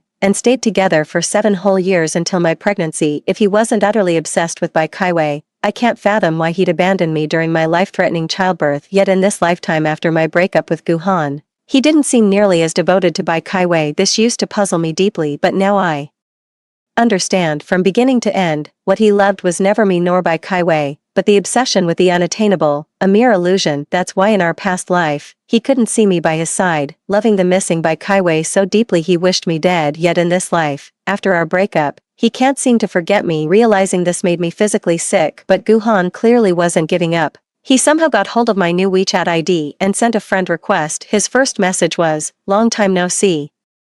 I'll prove how much I truly love you." I immediately blocked and deleted him. A few days later, my mentor recommended me for a managerial position at a company in City B. On my first day, while waiting for the elevator downstairs, I suddenly heard someone call my name from behind. Ching ching. I can't believe you work here too. Frowning deeply, I turned around to find Guhan standing there with delighted surprise. His eyes fixed on me. You came here because I shot him down without mercy. Don't flatter yourself. Had I known you'd be here, I wouldn't have come. This company is one of the top-tier corporations in City B. My professor recommended me precisely because he recognized my capabilities. I won't betray my professor's trust over someone as insignificant as Guhan, so I can't quit my job. But Guhan became increasingly bold in pursuing me, ignoring even warnings from management. He started sending roses to my office every single day. Driven to my wit's end, I finally re-added him on WeChat. Guhan, ching ching, you're finally willing to talk to me. Me, Guhan, I already have a boyfriend. Guhan didn't believe I was in a relationship. I'd never mentioned having a boyfriend to anyone in my social circle. He thought it was just an excuse to reject him, so he doubled down on trying to win me over with persistence. The more I reject him, the more obsessed he becomes. I can tell he's not pursuing someone with independent thoughts and feelings, but chasing after his unfulfilled past desires, what he could never obtain. He's treating it like a challenge, an adventure, as if it's a game to beat, and I'm the final boss level. Lately, I've been rushing off work every day, terrified of running into Guhan if I'm late. His so-called pursuit has worn me out. As I stepped out of the office, a tall figure caught my eye. It was already autumn, and the slender yet upright figure in a trench coat stood out in the crowd. My eyes lit up as I threw myself into his arms. Pei Yang, what are you doing here? Pei Yang smiled tenderly and pulled me into his embrace. Your mother told me your first love is trying to steal you away from me. I had to rush back to stake my claim. My mom. I frowned. Guhan actually went as far as bothering my mother to pursue me. Pei Yang noticed my mood and gently patted my head. All right, let's not dwell on irrelevant people. Let's head home. Your parents are already waiting for us. He grabbed my hand and started pulling me toward the parking lot. Ching ching. Guhan stood behind us, clutching a huge bouquet of roses. With a wounded expression. 11. He demanded loudly. Who is he? I showed him our intertwined hands, mine and Pei Yang's. Let me make it official. This is my boyfriend, Pei Yang. Guhan clenched his teeth, shaking his head in denial. I don't believe it. He's just some actor you hired to fool me, isn't he? Just as I was about to say more, Pei Yang suddenly pulled me close by the waist and pressed his lips against mine. Stay away from my girlfriend. Pei Yang took me home. My parents had dinner ready and waiting. When they saw Pei Yang, their eyes nearly disappeared from smiling so hard. Pei Yang, please have a seat. We really appreciate you looking after Ching Ching overseas. So when are you two planning to tie the knot? Have you picked a date yet? Pei Yang turned to me with a helpless look, making me chuckle before I shrugged in resignation. My parents are quite fond of Pei Yang. 2 years ago, I chose to study abroad alone despite my family's objections. I went ahead stubbornly, only to get lost the moment I arrived overseas. The navigation apps there were useless, leaving me with just paper maps. But my terrible sense of direction made things worse. The more I followed the map, the more lost I became. That was when Pei Yang came into the picture. Honestly, Without him, my study abroad journey wouldn't have gone so smoothly. Soon enough, Pei Yang and I became a couple. We leaned on each other through those 2 years in a foreign land. I only told my parents about Pei Yang's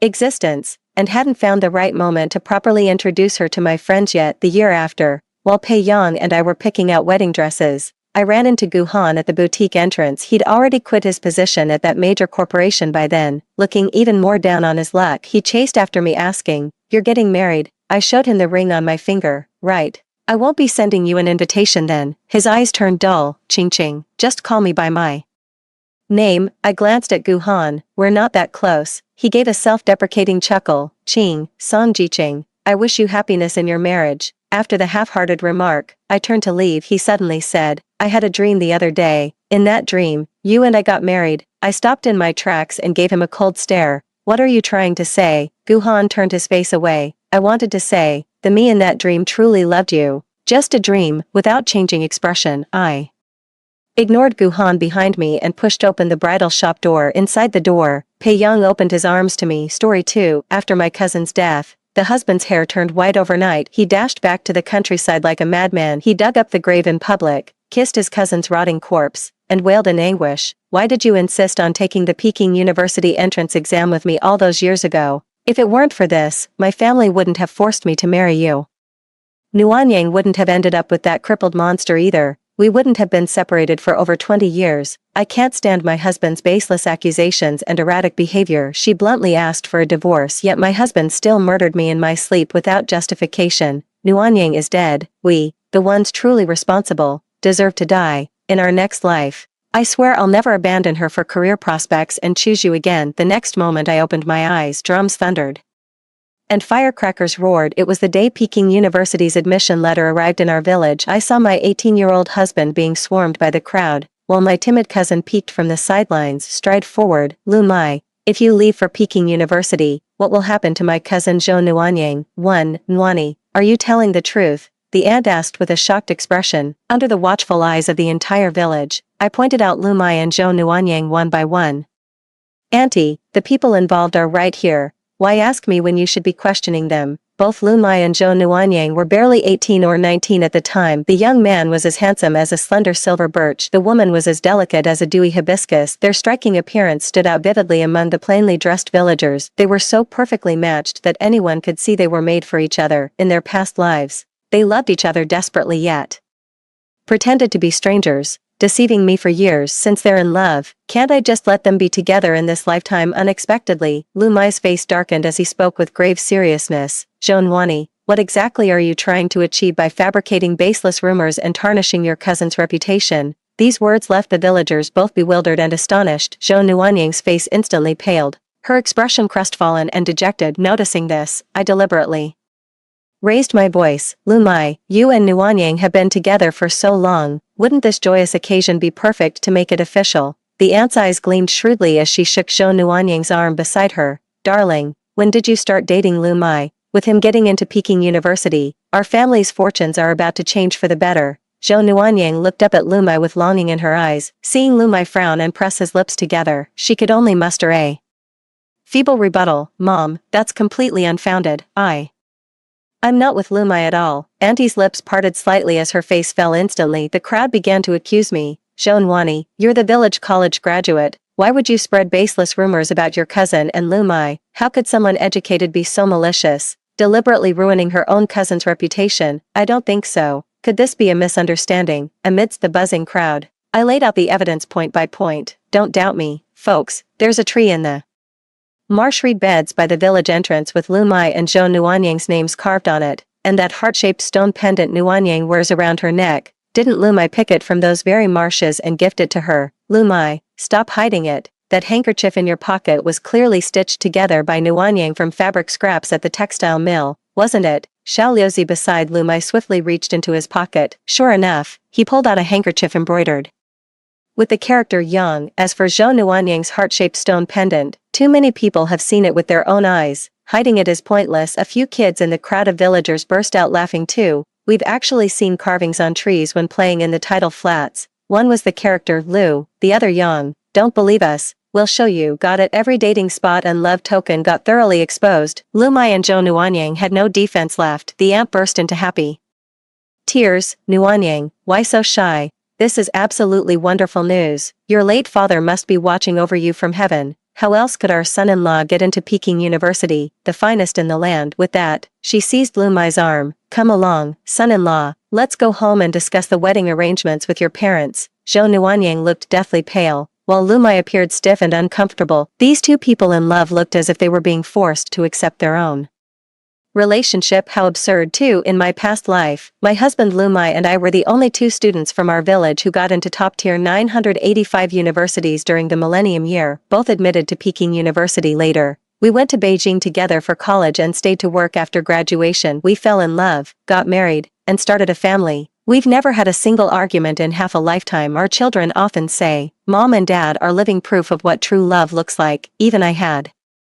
to admit, with a husband like this, what more could a woman ask for? But this idyllic life shattered in our 20th year of marriage. The tragic news came from the countryside. My cousin Zhou Nuanyang had committed suicide by drinking pesticide. Unable to endure her husband's domestic violence any longer, Zhou Nuanyang and I had been distant since childhood, and even after all these years in Yanjing, we never reconnected. Just one of life's ordinary regrets. But when my husband came home from work and accidentally saw the funeral notice, he froze as if struck by lightning. He locked himself in the study all night. When he emerged, his jet black hair had turned completely white. The kids and I were completely stunned, but Lu Mai clamped down on my wrist like a vice. Come on, we're going back to the countryside together to apologize to Nuanyang. It wasn't until we returned to the countryside that I understood what those words truly meant. Lu Mai vanished the moment he stepped off the long distance bus. When I finally tracked him down after an exhausting search, he was in the middle of nowhere, having dug up his cousin's grave and smashed open the coffin lid with a rock, cradling his long-deceased, rotting cousin in his arms. He wailed hysterically while kissing her decomposing lips. The corpse was so badly decomposed that the lips couldn't withstand the pressure.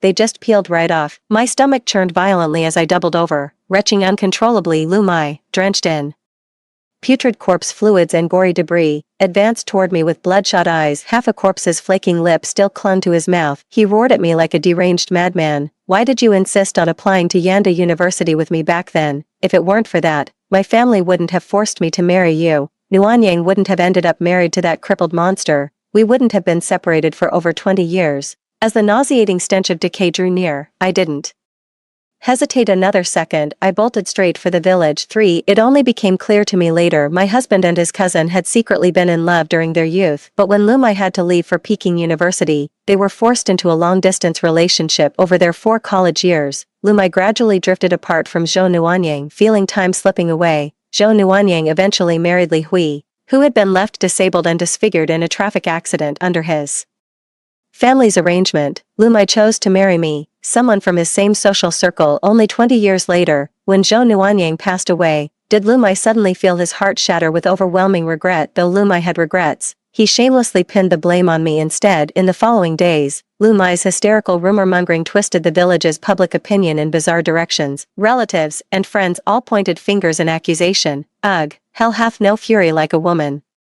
scorned. How could you kill your own cousin Zhou Nuanyang just to keep Lu Mai for yourself? I tried reasoning with them. Didn't Lu Mai break up with Zhou Nuanyang on his own? Wasn't it Zhou Nuanyang's own choice to marry someone else? How much do any of us really know about their relationship? Why blame me for a relationship that ended over 20 years ago? Gung Tsuehua, a village woman close to Zhou Nuanyang, confronted me directly. If you hadn't gone to Yanda University with Lu Mai and stolen him away, how could Nuanyang have ended up marrying that cripple Li? Oh Nuanyang, your life has been nothing but tragedy. How could Zhou Nuanyang steal the man you loved and get a happy family, while you were driven to suicide? This is utterly unfair. In the end, even your own parents inexplicably turned against you. This is all because you insisted on going to Yanda University. Had you given that opportunity to Nuanyang back then, none of this would have happened. What a wonderful girl Nuanyang is. It's all because of your competitive nature. Getting into Yanda University was one thing, but why did you have to steal Lu Mai away? I tried to explain. Dad, I earned my place at that university fair and square. Why should I give it up to Zhou Nuanyang? She can't even recognize the English alphabet. How could she possibly graduate if I handed it to her? Mom,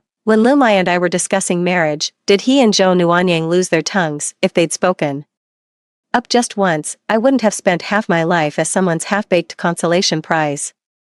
But my parents cared more about their reputation in the village, constantly blaming and berating me. Life in the village became unbearable, and my disappointment with Lumai reached its peak. I finally asked him for a divorce. Little did I know, my last night in the village, a shadowy figure pressed a pillow over my face. Nuanyang is dead. We, the ones responsible, deserve to die. In the next life. I swear I won't abandon her for my future and choose you next time around. Don't you dare stand in my way. What a pity. I don't know why I was reborn, but it seems I can't avoid seeing them forever. Since I've been given a second chance, I'm curious to see just how steadfast Lumai's love for Zhou Nuanyang can be without me in the picture. For seizing the moment while Lumai and Zhou Nuanyang stood there dumbfounded, jostled by the beaming aunt and villagers eager for drama, we were herded toward the Lu household. I immediately rushed home and drafted a whistleblower letter. The next day, under the pretense of thanking my mentor, I returned to school, actually planning to mail it at the county seat. Midway, the hot-headed Lumai stopped me in my tracks. Zhou Nuani, when exactly did you find out about us? After Zhou Nuanyang's death, Lumai not only exhumed the grave but also haunted the village like a restless ghost, revisiting old haunts daily. One by one, long-buried secrets came to light. How could I not know right now? I couldn't be bothered to waste words on Lumai. Even a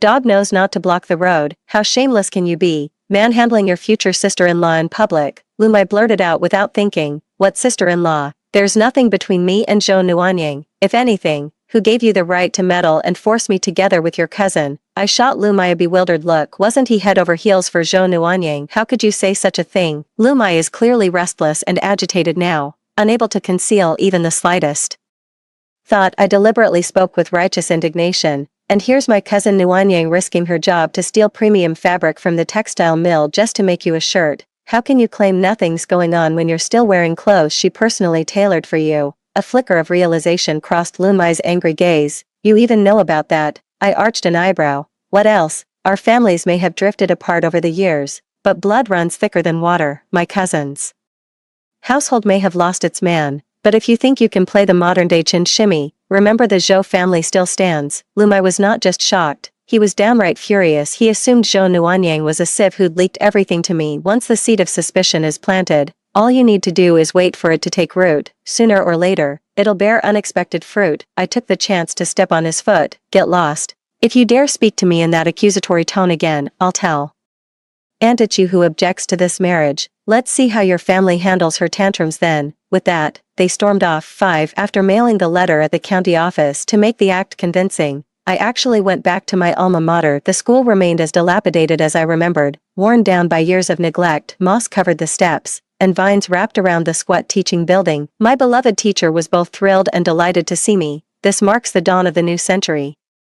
And what a surprise, our students have achieved record-breaking admission rates to top-tier universities. Zhou Nuani, you've outdone yourself with that stellar acceptance to Peking University. I nodded with a smile. Getting into Peking University truly ranks among the brightest moments of my life. Reflecting on my 20-year marriage in the previous life, I wasn't perpetually shackled by domestic drudgery. I've achieved remarkable success in my career. I'm also blessed with 2 brilliant children. Before Lumai murdered me in his deranged state, my eldest son had already been admitted to a prestigious 985 university in Beijing, and my daughter was preparing for her college entrance exams. They both had exceptionally bright futures ahead of them. My research is on the verge of a major experimental breakthrough, yet Lumai single-handedly destroyed it all. My oblivious mentor unwittingly praised Lumai in front of me. Lumai is an exceptionally bright young man. You two topped this year's exams and both got into universities in Beijing. My heart gave a faint tremble. All the richness and brilliance of Lumai's life began with that single step he took into Yanjing. Since I've been reborn, merely tying him to Zhou Nuanyang isn't nearly enough. Since he's destroyed my life, I should destroy his in return. That's only fair. 6. Li Hui, my mentor suddenly called out to a tall, straight-backed man downstairs. I followed his gaze downward. The man had striking features, thick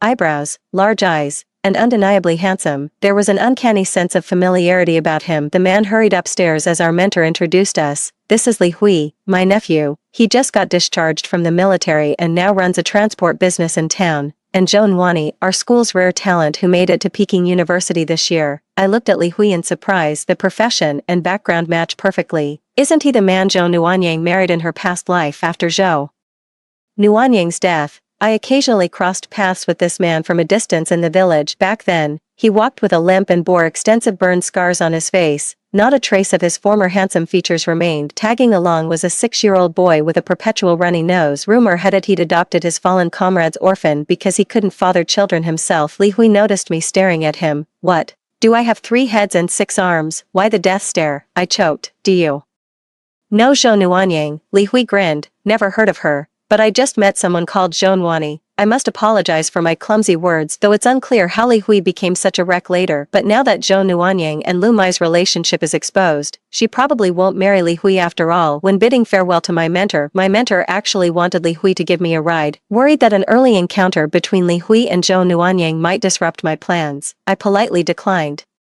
7. I didn't get home until dinner time. My father sat stiffly at the dining table, his face dark with suppressed anger. She couldn't really yell at me since I'd just gotten into Peking University. Mom jabbed her finger against my forehead. You know the rule, see through but don't speak up. Look at the mess you've caused. Turns out, just as expected, chaos erupted when Aunt brought a crowd to the Lu household yesterday. Aunt wanted Lu Mai and Zhou Nuanyang to get engaged before he leaves for Peking University. The Lu family absolutely lost it upon hearing this.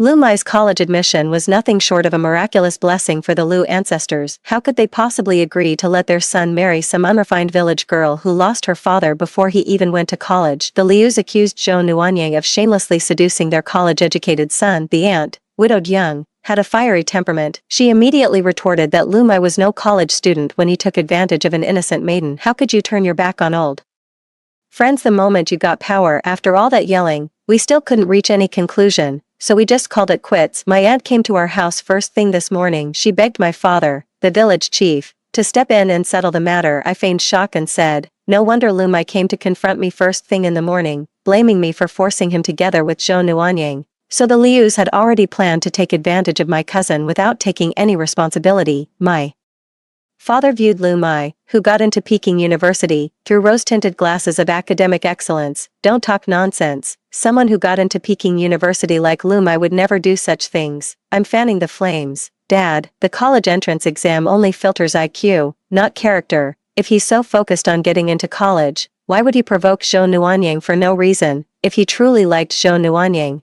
why did he insist on applying to Peking University for his college entrance exam? But he was clever enough to carry on a secret romance, sweet-talking the girl into keeping it hush-hush. Later he'd leave for college out of town, gone for 3 or 4 years straight. If the girl couldn't wait for him, he'd just blame her for changing her affections. If she did wait, he'd simply send a breakup letter about their incompatibility, wouldn't even bother showing up in person. After all, no one in the village ever knew they were in love. The more my father listened, the deeper his frown became. My mother gasped softly. Nuanyang was such a fool. When Lu Mai told her to keep quiet, she actually endured it all these years. I smirked contemptuously. Given Lu Mai's current attitude, can you honestly say he hadn't planned his escape route from the very beginning? If my cousin encountered such a situation, she'd rather die than speak up. It would only ruin her own reputation. And after all this, you're blaming me for spelling it out. Hearing this, my father could no longer stay seated. And I actually thought Lu Mai was decent since he got into Peking University. How could he harbor such intentions? With that, my dad headed for the door. My mom asked, it's late, where are you going? My father said angrily, to the Lius. As village chief, I won't tolerate this modern-day Qin Shimi and Qin Xianglian drama playing out in our village and becoming gossip for outsiders. 8. My father intervened in his capacity as village chief. After several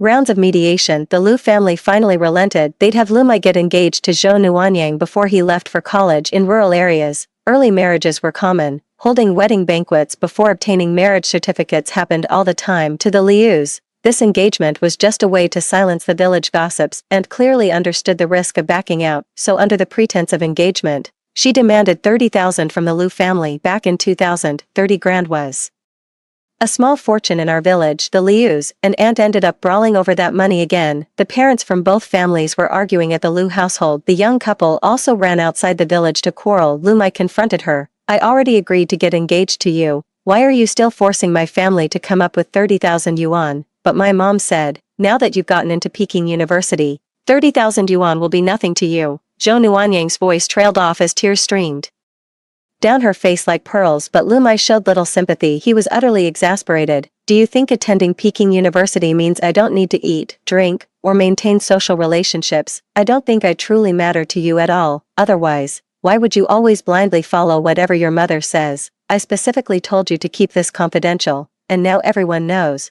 This must have been prearranged between you and your mother, wasn't it? Zhou Nuanyang protested loudly.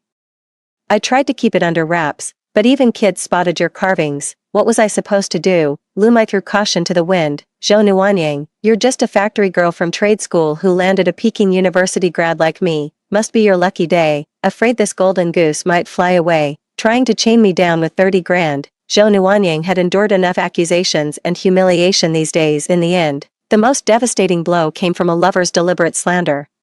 To shirk responsibility, how could you say such horrible things to me? Just like my mother warned, you never intended to take responsibility for me. Lu Mai had no desire to explain anything anymore. Think whatever you want, you've got your 30 grand safe and sound, with nothing to lose either way. But me, not marrying you would make me heartless, while marrying you would turn me into a laughingstock. Zhou Nuanyang, I'll never outsmart you. Lu Mai finally stormed off without another word. Zhou Nuanyang stood rooted to the spot like a wooden post. I watched coldly as the two of them made such an ugly scene. My greatest fear was that Lu Mai would choose his career over Zhou Nuanyang again in this lifetime. In my panic, I rushed back to town to mail a letter. 9 Within days, the village loudspeaker Gung Tsuehua was shouting through the streets, "Trouble, Lu Mai and Nuanyang are fighting on the mudflats. Nuanyang's been pushed into the river by Lu Mai." Hearing this, crowds of villagers rushed toward the tidal flats, and what they saw was Nuanyang lay drenched on the riverbank as a tall, handsome driver knelt to perform CPR on her. The TV crew vehicle I'd requested by a county letter happened to be crossing the tidal flats just then. They were originally coming to the village for an interview. Spotting the rescue scene, they immediately started filming. Zhou Nuanyang, who had nearly drowned,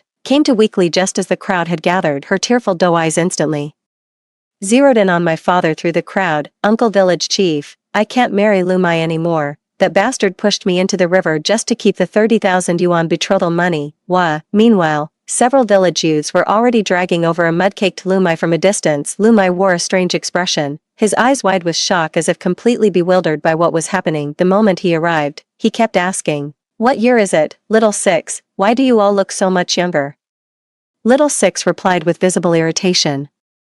"Cut the amnesia act, Lu Mai, you're in deep trouble now." Lu Mai stumbled forward as Xiao Liuzi shoved him. Only then did he spot Zhou Nuanyang's disheveled figure on the ground. He exclaimed in surprise, "Nuanyang, you're alive." Zhou Nuanyang's body trembled uncontrollably. She immediately hid behind the driver who had given her CPR. "Lu Mai, stay away. I won't marry you anymore. I never want to see you again." Lu Mai stood frozen, his face ashen like he'd been struck by lightning. From my vantage point on the elevated roadside, I finally got a clear look at the rescuing driver's face. It was none other than Li Hui. 10 Fate will always bring destined people together. The one who shouldn't have returned did. How amusing. I'd only meant to write to the TV station's relationship mediation show, inviting them to our village for an interview. Broadcasting this improbable match between a Peking University scholar and a vocational school factory girl would make perfect sensational content.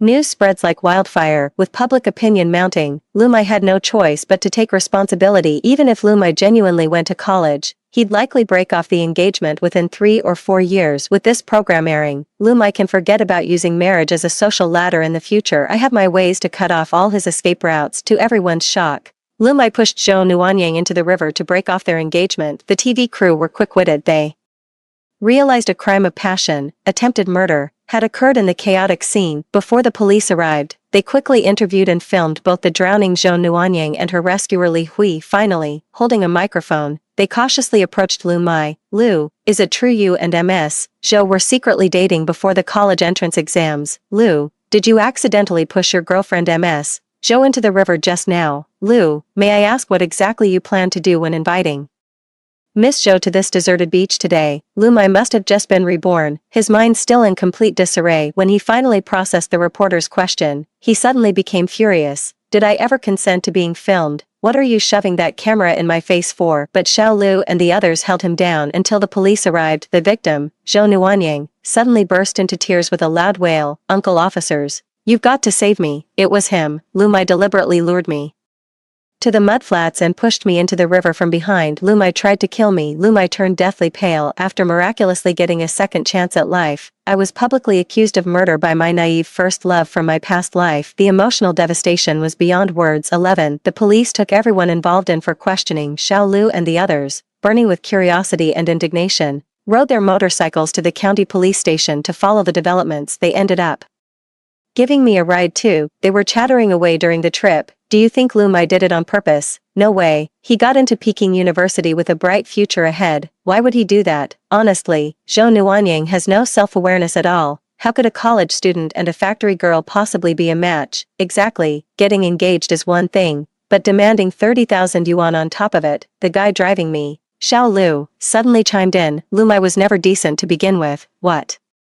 Proper high school senior sneaks around dating. Nwani got into Yen University too. Why isn't anyone making such a fuss about her being compared like this? I said darkly. Don't lump me in with animals. A group of motorcycle riding guys couldn't help but burst into laughter. I waited until they finished laughing before saying coldly, what's so special about college students? Does being a student give him the right to play with her feelings and push his girlfriend into the river? If Lu Mai actually killed someone and our village raised a murderer, outsiders would laugh us to shame before you even got the chance. Even Little Six and his crew stopped their joking. The world isn't so black and white. Only when personal matters escalate into group interests and conflicts intensify can I achieve the desired outcome. This is exactly what Lu Mai did to me. A public lynching by media. 12. Even if they made it to the police station, the officers wouldn't let Xiao Lu and his crew get any leads.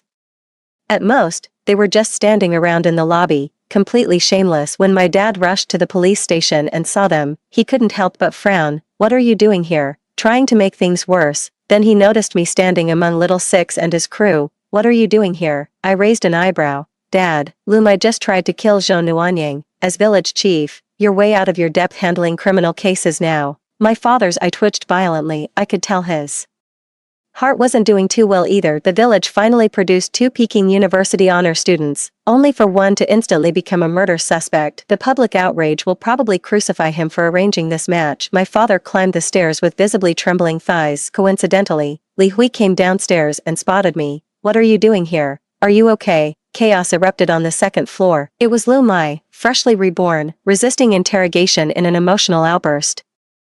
Dragged by the police, he leaned over the railing and shouted, Li Hui, don't you walk away. Zhou Nuanying is your wife. How could you not recognize her? I just got back. I don't even know how things ended up like this. I'm telling you, I didn't kill anyone. Then Lu Mai's gaze fell upon me, standing unharmed on the first floor, looking up. Nwani, the terror in Lu Mai's eyes was undeniably real. Nwani, you're still alive. You and Li Hui, why are you together? Neither Li Hui nor I answered him. We just stood there, watching helplessly as the police dragged him back to the interrogation room. My father froze mid-step on the staircase, caught in agonizing indecision. He kept muttering to himself, is this guy out of his mind? 13. Li Hui happened to pass by and rescued them. The police took his statement and let him go. I treated the starving man to a meal at the noodle shop. Li Hui and the guys around me like Xiao Lu were all curious about what happened, so I gave them a quick rundown. When I drove up to the tidal flats, I saw a girl thrashing in the water screaming for help. I pulled over and jumped in just to save her. How was I supposed to know anything about premeditated murder? Just as I pulled that girl ashore, someone started shouting from a distance about people being pushed into the river. That van full of TV reporters appeared out of nowhere again. Tell me, how can there be so many coincidences? I couldn't help but ask, is this your first time meeting Zhou Nuanying? Li Hui stared at me intently. Why does everyone assume I should know Zhou Nuanying? Are you suggesting Zhou Nuanying and I conspired together? Little Lu blurted out. That's impossible. All eyes turned to Little Lu. Little Lu explained, if Zhou Nuanying really set this up, her goal would have been to secure Lu Mai's hand in marriage, not nearly drown herself. Now Lu Mai and Zhou Nuanying are bound to become enemies. Tell me, if Zhou Nuanying set this trap, what exactly was she after? What was she after among all the bystanders? Only I had lived 2 lifetimes and shared the same gender. I think I've figured out what Zhou Nuanying was really after. Finally, Li Hui gave us a resigned smile. I just happened to be passing by and did what anyone would do. As for the truth, that's for the police to figure out. Then he asked, by the way, that lunatic Lu, what's his name? He couldn't be the other top student from your village who got into Peking University, could he? Xiao Liuzi and the others forced awkward yet Polite smiles. Now the whole village had become laughingstocks to outsiders. 14. The TV crew that happened to be at the marshland worked overnight to produce a special report,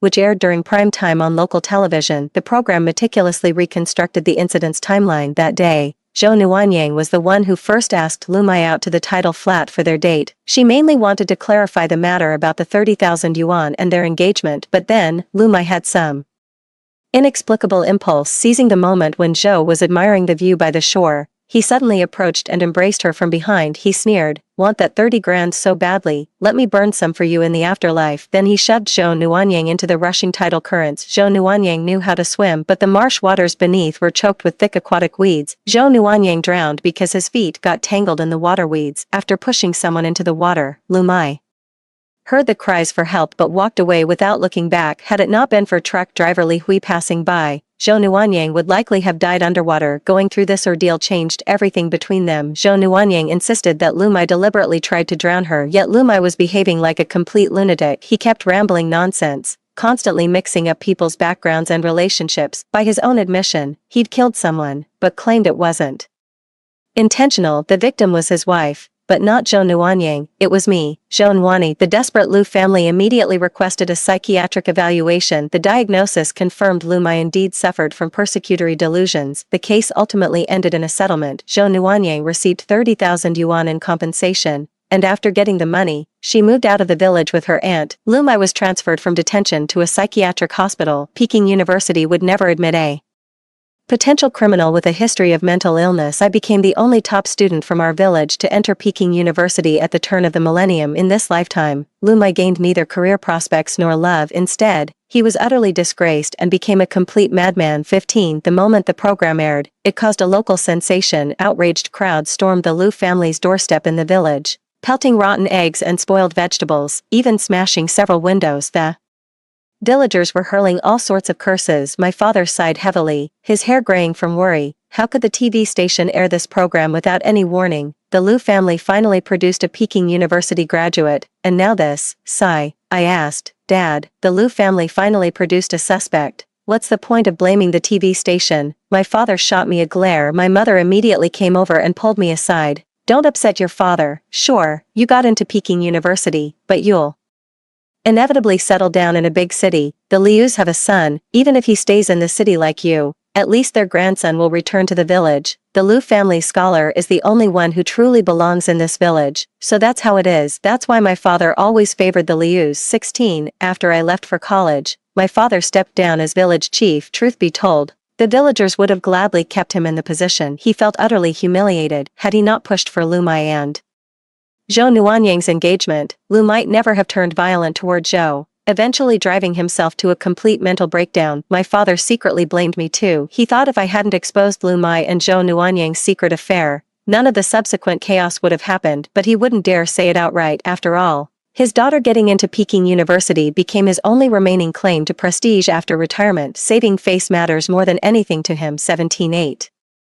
Years later, after graduating with a master's from Yenqing University, I joined a multinational corporation during the Canton Fair. I traveled south to Guangzhou on a business trip. To my surprise, I ran into Zhou Nuanyang at a 5-star hotel. She'd filled out gracefully, dressed in elegant luxury with striking charm, holding a child in her arms. She was asking the receptionist something. "Tell me now, did Mr. Wu in room 3030 bring some floozy here?" The receptionist looked uncomfortable and said it was confidential. I put on my sunglasses and slipped quietly down the hallway. I then switched to a room on a different floor of the hotel. To be honest, I didn't want anything more to do with Zhou Nuanyang. That slash of fiery red on her lips always brings back some nauseating, frenzied memory. In this lifetime, many people's destinies have taken different turns. Li Hui settled down in his hometown, got married and had children, now a promising young manager at a transport company. His life has been smooth sailing all along, unlike his previous life where some accident left him disfigured, lame, and prone to domestic violence. The Zhou Nuanyang we saw today seems to have married well, though their marriage isn't perfect.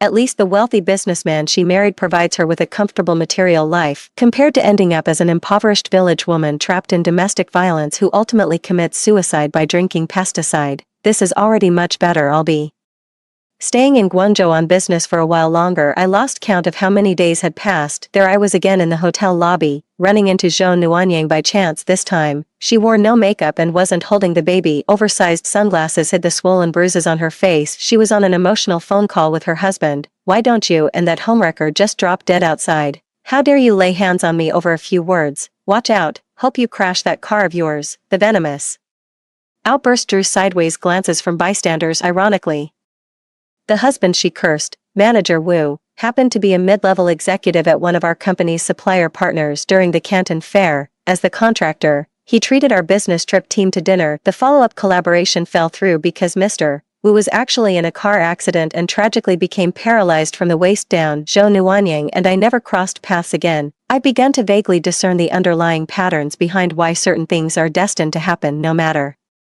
how the world changes. Human nature remains fundamentally the same. 18 On the day I left Guangqing, devastating news from home reached me. My father had a stroke. The doctors said he might not last the week. I hastily changed my flight and rushed straight to the hospital. Covered in travel dust, the hospital room held not just my family, but also the guilt-ridden Lu family members. My father's stroke was caused by his bleeding heart. He'd visited Lu Mai at the mental hospital and got scared into it right until his last breath on that hospital bed. My father kept waiting for me. His face was twisted in agony. He seemed to have something to say to me, but not a word came out. Though I resented him, he valued his pride above all else his entire life. Yet when he closed his eyes for the last time, a dull ache still lingered in my heart. In my past life, my father at least lived for another decade or so. Yet because of Lu Mai, my life came to an abrupt end. 19 Through the hospital bars, I stared at this disheveled madman before me. I asked in a low voice, Lu Mai, why did even you get reborn? Rebirth. Lu Mai pondered my words with a thoughtful expression before letting out a weary chuckle. I thought it was just a parallel timeline where life took a different course.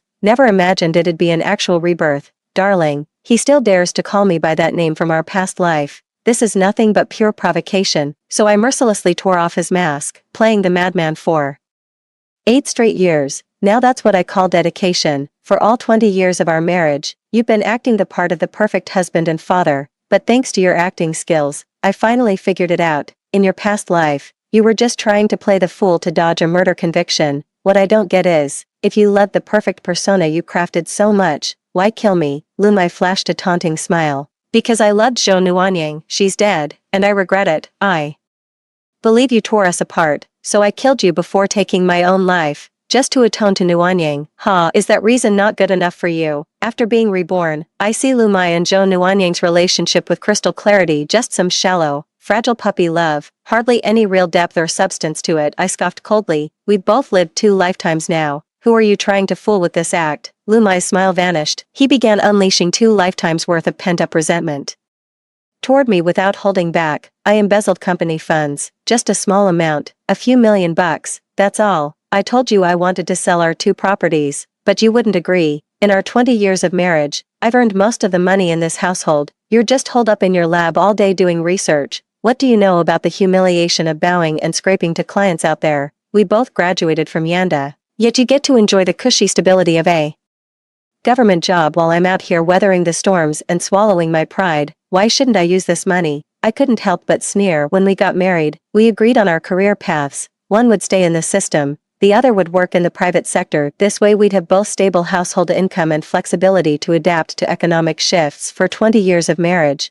with my less demanding job, I shouldered the burden of managing our household and maintaining our daily life, freeing Lu Mai to focus entirely on building his career without domestic worries. Yet in the end, he blamed me for all the grievances, setbacks, and frustrations he encountered in his professional life, as if his own career dissatisfaction were somehow my fault. I asked, you killed me just because I stopped you from selling our home? Lu Mai couldn't even meet my gaze, resorting to loud, indignant shouting to mask his guilt. I'm being threatened by debt collectors every day. They're trying to ruin my reputation. Now that Zhou Nuanyang is dead, I'll take you back to the countryside and make you experience what it's like to be chased by curses and public disgrace. Wife, I know you won't obey me willingly. I just want you to listen. How dare you even mention divorce to me? Lu Mai is nothing but a paranoid, pathological narcissist with histrionic personality disorder. Perhaps in our past life, what he truly wanted to destroy wasn't me, but the fact that I dared to defy him. I furrowed my brows, exposing further the hypocritical selfishness that defined his very nature. You claim you tried to kill me simply because I wouldn't obey you. What about Zhou Nuanyang, that first love of yours? She obeyed your every word, didn't she?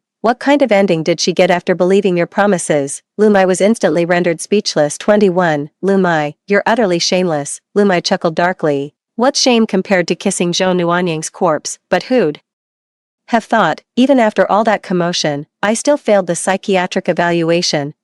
His laughter gradually faded into weary bewilderment. I never expected to be reborn. The moment I opened my eyes, everyone was accusing me of murder again. The whole world has changed. Everyone looks so young, yet why has everything turned out completely different? Fate's been too cruel, granting me youth again only to drag me into eternal damnation. What choice do I have? I'll just have to play the madman again. So from his perspective, this was how the absurd story began. Over these 8 years, he must have figured out what really happened between him and Zhou Nuanyang. I couldn't help but say, Lu Mai, you brought this entirely upon yourself. In your past life, you played with Zhou Nuanyang's heart. Even after her death, you desecrated her grave. Now you deserve every bit of Zhou Nuanyang's revenge. You've got this coming. Lu Mai roared at me with his head thrown back.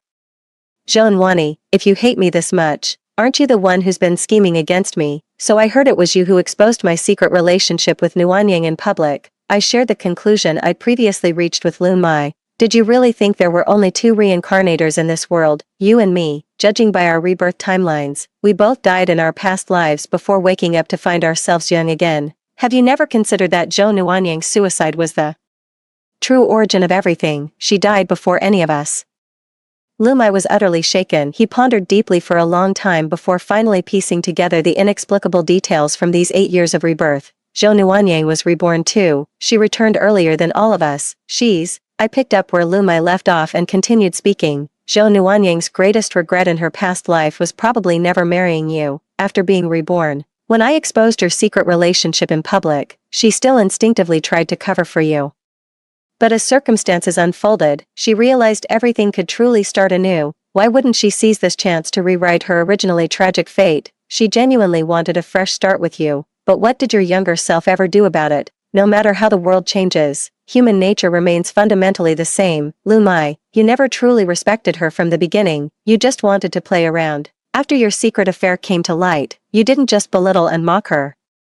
You even accused her of conspiring with your aunt to blackmail you. You directed the world's worst malice toward her in your treatment, just like how you're taking out your grievances on me. Zhou Nuanyang has lived an extra lifetime after all. She's no naive little flower. After being humiliated like that by you, how could she not turn dark? Human hearts were never meant to be betrayed, nor should they be manipulated. Lu Mai could scheme against Zhou Nuanyang. Zhou Nuanyang could play the game just as well. A sudden realization dawned on Lu Mai. So it's true. I never pushed her into the water. Zhou Nuanyang framed me on purpose. The mudflats were so far from the village. What were the odds that Geng Suihua just happened to witness Zhou Nuanyang being rescued after falling in, then went around shouting about it? How could it be such a coincidence that the person who pulled Zhou Nuanyang out of the water was Li Hui? That's because Zhou Nuanyang had long known the exact time Li Hui's transport would pass by each day. That damn bitch, I'll kill her, that fucking whore. Watching Lu Mai's impotent rage before me, I laughed louder and more heartily than ever before. Lu Mai snapped back to reality, his bloodshot eyes burning with accusation. What are you laughing at? You're just another filthy whore. I spoke with deliberate calm. Lu Mai, man proposes but God disposes. Had you not been reborn at that critical moment and instinctively feigned madness upon hearing murder accusations, wouldn't this entire case have unfolded disastrously against you? I'm convinced the police must have uncovered something back then, but given Lu Mai's mental state at the time, his family had already preemptively requested psychiatric evaluation. The judicial system would never entertain such an outlandish explanation as reincarnation. The psychiatric evaluation I failed in my past life, I passed in this one. The case ultimately ended in a settlement with compensation. Lu Mai got exactly what he wanted. He became a certified madman. 22. Visiting hours are over. Laughing, I walked out. Haha, Lu Mai, you think I'm the reason you'll never turn your life around? A madman will always remain a madman. Do I even need to bother with this? Lu Mai understood, and panicked. Nuanyang, I was wrong. Don't leave. Tell them I'm not crazy. But I quickened my pace. Lu Mai suddenly snapped, cursing through gritted teeth. Zhou Nuanyang, don't you want to know what I told your father that scared him into having a stroke? I stopped in my tracks but didn't turn around, saying, no. My father's greatest concern his whole life has been saving face. If he got that scared, it definitely wasn't for my sake. It's because you discovered some dirty secret of his. If it's something that's shameful, then it can't be anything good. My father should face the consequences of his mistakes, just like you. Gone, you lunatic. Lum, I sobbed uncontrollably. Warmth, we still have 2 children. How ridiculous. Did he ever consider our 2 children when he murdered me? How could such a despicable man ever be worthy of fathering my children? 22. News of my father's death reached the village. Many mourned with deep regret. The Liu family owes us a debt. Old Liu swore an oath before the villagers. I'll never let Liu Mai out to harm people again in this lifetime. I'm quite satisfied with this outcome. At the funeral, my father's last act of dignity finally came through for me. 23. I'm back in Beijing after this year's college entrance exams. The Olympics became the nation's top focus. I'd already saved enough for a down payment on a second ring road apartment during grad school, plus the Housing Provident Fund loan. I bought a house in Beijing over a decade earlier than in my past life. My mom heard about me buying the apartment. My heart's itching to move to Beijing. If you get married someday, I could help take care of your kids. Wouldn't you want that, in my next life? I swear I won't abandon her for career prospects and choose you. Mom, don't worry, I won't get married. If I ever have children, I'll go abroad. Dad earned so much respect during his lifetime. You should stay in the village and enjoy it to the fullest. This wandering scholar star was born to roam the world. I've got all my future days planned out. In a year, I'll buy the dip in the stock market. In a few years, I'll go all in on crypto and major internet giants. The future outlook is extremely bullish. Life is a long journey, and there are still so many things I want to do. The end. Next story. On the day my childhood sweetheart got engaged to someone else, I was involved in a plane crash. The person who came to collect my body was Chen Yizhua, whom I once called a hateful person. He dropped everything and chose to commit suicide, to go to hell with me. In my new life, I knocked on Chen Yizhua's door in the heavy rain. In his astonished eyes, I pulled his sleeves. Chen Yizhou, shall we get married? The man's eyes suddenly turned red, but he shook my hand off indifferently. Is it fun to tease me? That night, I was shivering in the rain. Chen Yizhou opened the door with a murderous look on his face, sighed, and pulled me into his arms. Shintang, I'm just a dog you raised. When I opened my eyes again, I was awakened by a cool breeze. I got up and closed the window. The weather has just begun to turn to autumn, and I have returned to the time before my childhood. Sweetheart, Su Chen got engaged. My phone rang several times. It was a message from Su Chen. Tang Tang, I'm having dinner with Shu Yue tonight. You can come over too. I know you feel uncomfortable, but I have decided to marry her. We will meet each other in the future. I don't want the relationship between the 2 most important people in my life to become so strained. Please give me some face and have dinner together tonight, okay? Looking at the messages popping up on my phone, I sneered. In my previous life, I had always been devoted to Su Chen. He promised me that we would get married after graduating from college. I never worry that Su Chen will go back on his word because I know that with our childhood sweetheart relationship, he will marry me one day. But later, a girl named Shi Yu appeared in Su Chen's life. She always liked to tease Su Chen, often making him blush. I would also kiss his cheek and say, "You are so cute." When he is angry, I watched Su Chen fall step by step. He said that after Shi Yu appeared, he finally understood what it felt like to be in love. He said she was his light and his salvation. He also said that he would never marry anyone except Shu Yu in this life. He forgot everything he had promised me and cruelly and decisively made me accept the reality. In my previous life, on the day he and Shu Yu got engaged, I was on a business trip in Los Angeles. When I heard the news, I was devastated. I immediately turned down all my work and bought a plane ticket to rush back home. Maybe it was God's will that I couldn't stop them from getting together that day. The plane I was on crashed. At the moment when the cabin was falling rapidly, I felt more regretful. I don't think I should die like this. What I am even more unwilling to accept is that I lost my life in vain for a man who didn't love me too. After I died, my soul has been wandering around the place where the plane crashed. The media reported the incident as soon as possible, and the only person who came to collect my body was Chen Yizhua, the person I once hated the most. He rushed to the scene with red eyes. He let his hands dig into the ground until it was bloody, but he still refused to stop. Chen Yizhou kept calling my name. The overwhelming grief made his eyes go dark and he passed out. Later, he committed suicide by taking pills in his villa. When they were found, the best time for rescue had already passed. The suicide note in the study only had one sentence: "Don't be afraid, Tang Tang. I'm here to accompany you." Maybe Chen Yizhua's obsession was too deep, and I came back to life again feeling the fresh breath. I just felt like it's been a long time. This time, I decided to take good care of Chen Yizhua, this man who once gave his life to me. He loved me so much, but I was blind in my previous life and let him down. Thinking of this, I opened the chat interface on my phone, replied to Su Chen with a short message: "I have no objection to whoever you marry. Just don't contact me anymore." After sending this, I quickly turned off my Phone. It was getting dark outside the window. At this point, Chinijua should have finished get off work when I changed my clothes and went out. The weather news was on TV from 18:30 tonight. There will be heavy rainfall in the city. Please bring rain gear when going out. I didn't care and turned off the TV when I got off the taxi. It started to drizzle, relying on my memory. I searched for Chinijua's address in the villa area in my previous life. I only heard him mention it once when I reached the door. I swallowed nervously. Then he raised his hand and pressed the doorbell. Even when I heard that Su Chen and Shuyu were engaged in my previous life, my heart had never beaten so fast. This is the first time I've seen Chinizhuo again after so many years. The doorbell rang several times before footsteps were heard from inside. After opening the door, Chinizhuo and I looked at each other. He was wearing a gray home suit, and his black hair made him look a little cute. Seeing that it was me at the door, his eyes jumped. Shintang. Under his gaze, my face gradually turned red. It was raining heavily, and drops of rain were hitting the steps under my feet. I took a deep breath and grabbed Chinizhuo's sleeve in the astonished look in his eyes. Chinizhuo, shall we get married? 3. The air suddenly became quiet. Chinizhuo's eyes suddenly turned red. He looked at me steadily, as if trying to read something from my face. After a long while, Chinizhuo finally laughed at himself. Shintang, is it fun to play tricks on me? He turned to leave, but I pulled him back again when I met Chinizhuo's indifferent eyes.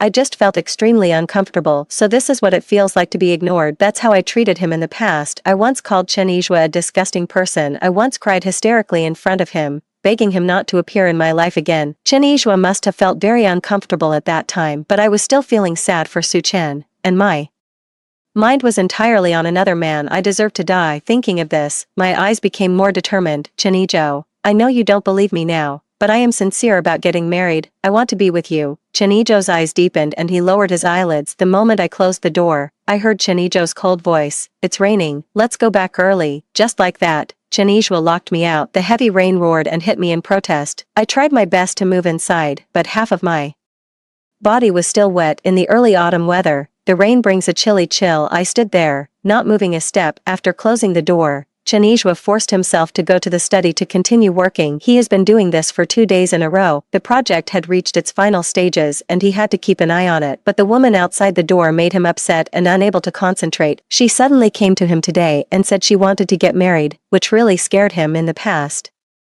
such words would never come out of Shintang's mouth. At one point, Chinizhuo thought he was suffering from lovesickness and was hallucinating, but seeing her determined eyes, Chinizhuo was inevitably moved. He hardened his heart and forced himself to stop caring about her. 10 minutes passed. The surveillance on the computer showed that she had not left yet. Even though she was shivering with cold, she still waited stubbornly for him to come out. It's so persistent. Chinizhuo shook his head helplessly, but finally softened his heart. He went to the bathroom to get a large clean towel and walked quickly to the entrance. I was standing at the door, shivering all over with cold. Just when I thought Chinizhuo would ignore me, the door opened. A clean towel quickly blocked my view. Then, I felt myself being pulled into a warm embrace. Chinizhuo's hoarse voice sounded in my ears. Shintang, I'm just a dog you raised. I've decided not to like you anymore, but I can't control my heart.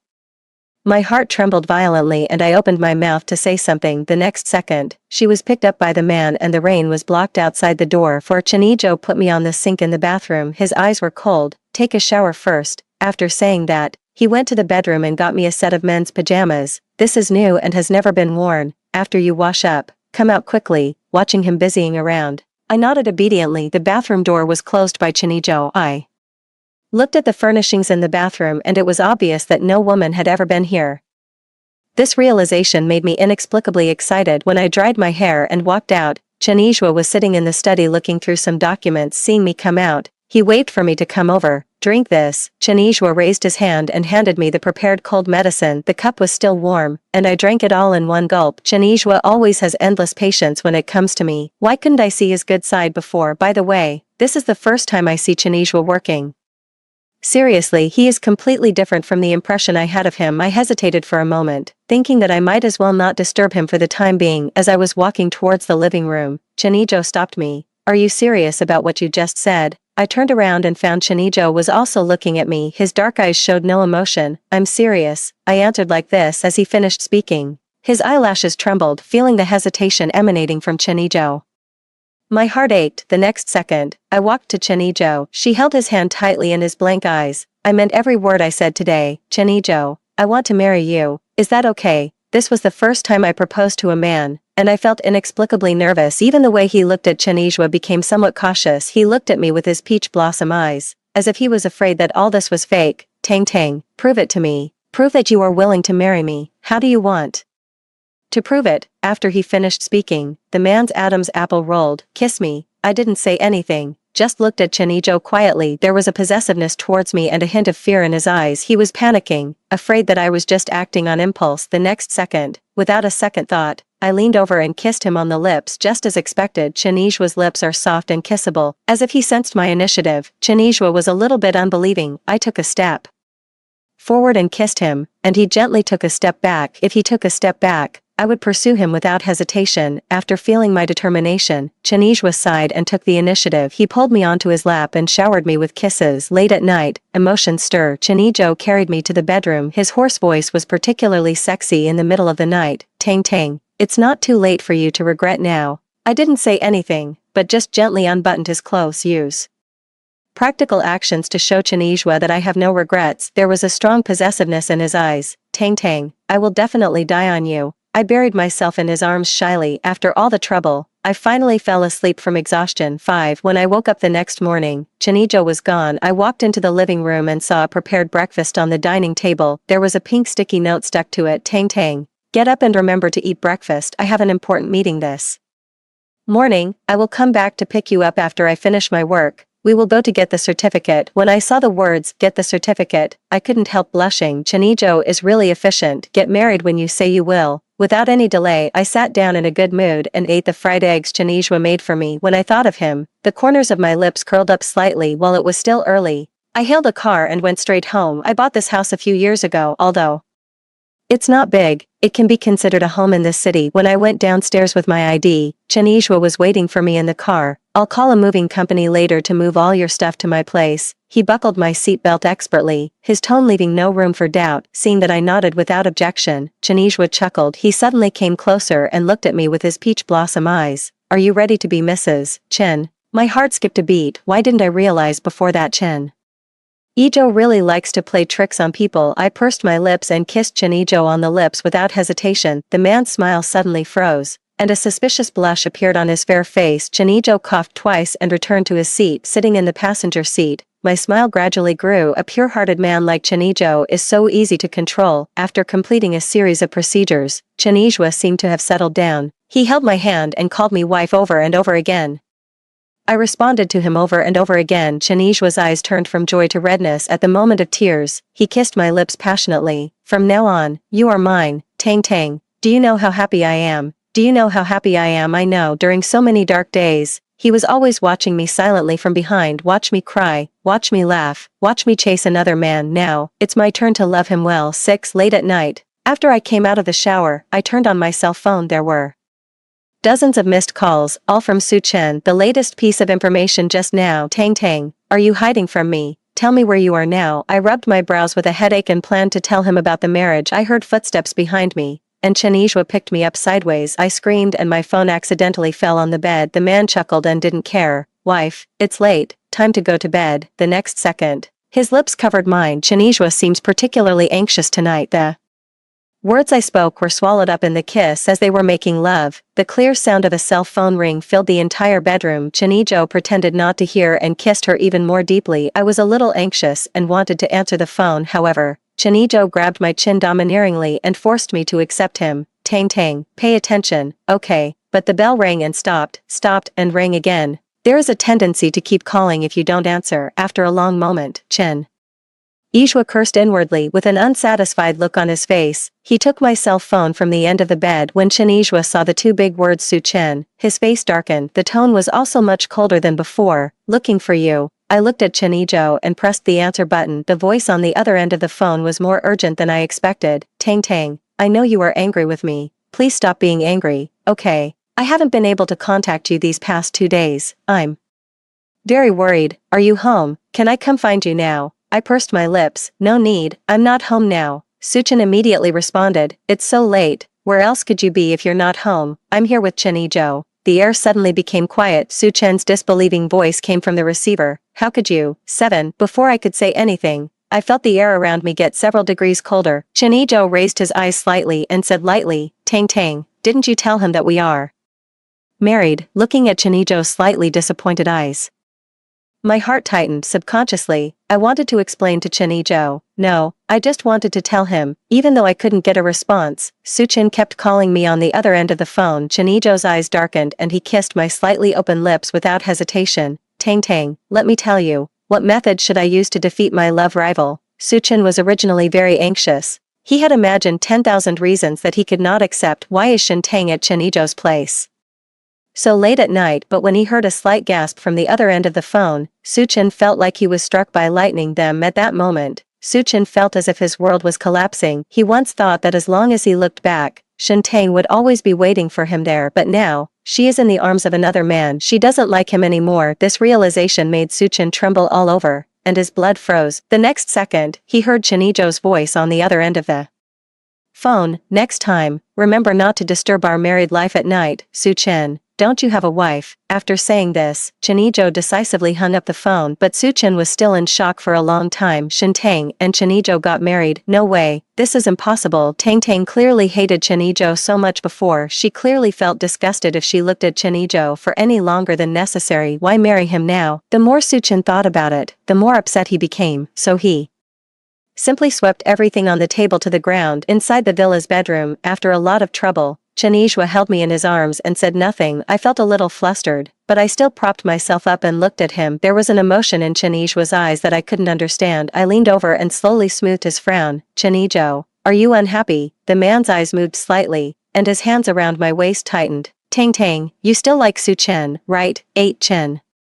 Ijo's words made my eyes suddenly red. "No, I really don't like him anymore. I was just about to tell him, but you interrupted me. Chinijo, the person in my heart now is you." Chinijo looked at me. After a long time, he finally smiled. "Okay, I understand." The more he did this, the more flustered I felt. I would rather Chinijo scold me or vent his emotions to me. Unfortunately, he didn't. I went forward and hugged his neck. "Honey, do you believe me?" Despite the sweet words, Ijwa still couldn't stand this kind of attack. He hugged me lovingly. "I trust you, Tang Tang. I just care about you too much. I greedily hope that you have always been mine alone." His eyes were red, and he held my hand to his lips tenderly and kissed it gently. I know it all. His fear and vulnerability were all revealed to me. All I can do is give him a sense of security. My married life with Chinijo is happier than I imagined. He never comes into contact with the opposite sex and has a strong sense of propriety. Even a small word from me can be kept in his heart. My friends all say that I am lucky to have a husband like this, to the extent that I looked at Chinijo busy in the kitchen wearing an apron, and suddenly I felt something was unreal. Walking into the kitchen, I hugged Chinijo from behind. He paused while cutting vegetables and chuckled again. "You seem to be particularly clingy to me these past 2 days." After saying this, the corners of his lips slightly raised. "It's a good thing." I tightened my hands around Chinijo's waist, feeling a little distressed. "If this makes you happy, I'll do more of it in the future." Chinijo's back stiffened for a moment, and then he turned around. His eyes darkened and he looked at me with his peach blossom eyes. "Really, will you love me more and more?" At this moment, Chinijo was like a cautious child, trying to please others. I hugged his neck and stood on tiptoes to place a kiss on his forehead. "Yes, Chinijo, I will love you more and more." Chinijo's eyes darkened and a gentle kiss fell. A touch of warmth. 9 On Friday night, Chinijo was out for a social event. I originally planned to go home, take a shower, watch TV series, and wait for Chinijo to come back. Unexpectedly, I received an invitation to a high school reunion when I was getting off work. This party was initiated by our high school class monitor. When I arrived at the dining area, Suchin was standing at the door waiting for me. He looked delighted to see me coming. I didn't intend to pay attention to him and just walked past him unexpectedly. Suchin eagerly grabbed my arm. "Tang Tang, are you really married to Chinijo? Tell me, this is fake, right? You obviously hated Chinijo the most in high school, so why did you marry him?" Suchin's words sounded like a question, but also like he was talking to himself. He had a forced smile on his face, waiting for my answer. I shook my hands and took a step back. "Do you think I should lie to you?" "Why?" "Because I love him." As soon as he finished speaking, I saw Suchin's eyes turned red instantly. "No way, you can't possibly love him. You clearly said that you would marry me after you graduated from college." "Tang Tang, look at me. The person you love is me, right?" Suchin's eyes were bloodshot and he grabbed my shoulders tightly. I frowned in pain, and Suchin let me go as if he had just woken up from a dream. "Suchin, who was the first to break our oath? Do you want me to say more?" has it never happened that you and Shuyu are going to get married, or do you want both Shuyu and I? I'm telling you, you'd better give up on this idea." Seeing my firm tone, he hesitated to speak. I glanced at him and walked forward, but Su Chen's voice came from behind. "Shuyu and I have broken up." I was bewildered before, and that's why I hurt your heart. Tang Tang, I regret it now. You and Chenijo divorce, and we can get back together. Okay, I sneered but didn't stop. Why does Su Chen think that as long as he looks back, I can always wait for him here? Everything he did now was just the result of his ridiculous possessiveness. When I loved him with all my heart, he felt confident. So you can love others passionately. When I turned around and married Chenizhua, Su Chen couldn't stand it anymore. He couldn't stand others invading his territory and taking his things. To put it bluntly, in Su Chen's eyes, I am just an insignificant object, but Chenizhua loves me with everything he has. He is fragile and sensitive. I will never hurt him again. For Su Chen. 10. The first time I met Chenijo was in my second year of high school. After school, I helped the teacher mark test papers. When I came out of the teaching building, the sunset in the sky was just right. On the other side of the basketball court stood a dirty young man. He was as worn out as a stray dog on the roadside, with his eyes lowered as he was being scolded by his father. I paused, although it was far away. The middle-aged man's shouting and cursing was unbearable to hear. The young man had an indifferent expression and didn't even lift his eyelids. The next second, the middle-aged man slapped the boy hard in the face. "Asshole, don't think that just because your mother is gone, you have the right to do whatever you want. If you cause trouble in school again, I won't let you go." After he finished speaking, the middle-aged man quickly disappeared from my sight. Wherever I looked, I saw the boy curled up and squatted down. I didn't say anything and walked quickly towards the school gate. With every step I took, it felt like something was calling me from behind. I held on to the shoulder straps of my school bag tightly and finally stopped. I walked up to the boy and handed him a clean handkerchief. "There's blood at the corner of your mouth. Are you okay?" At that time, Chenizhua looked up at me for the first time. I was stunned. Those were a pair of very clean and clear eyes. He took the handkerchief and said thank you. Later I learned that Chenijo's mother died when he was very young. He was extremely rebellious during his adolescence, and even refused anyone to enter his world. Even so, every time Chenijo was called to the police station as a parent, his father would still rush to the school and apologize to the teacher with his head down. Since then, there has been a little tail behind me that I can't get rid of. Chenijo would always follow me silently and send me home.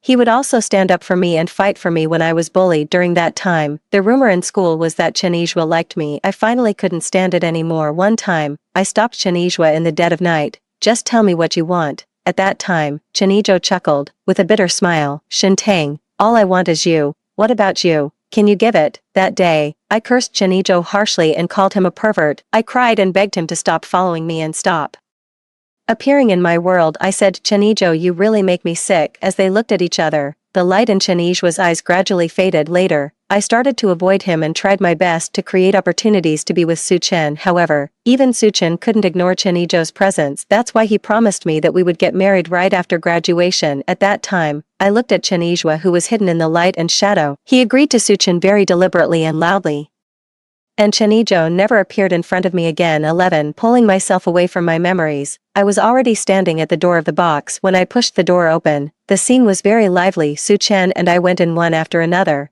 and everyone greeted me warmly. My former deskmate Xiaoyun pulled me over to sit down. Everyone was talking at once, but most of the conversation was just polite greetings. "Shintang, you have been too low-key these years. You have never been at our gatherings."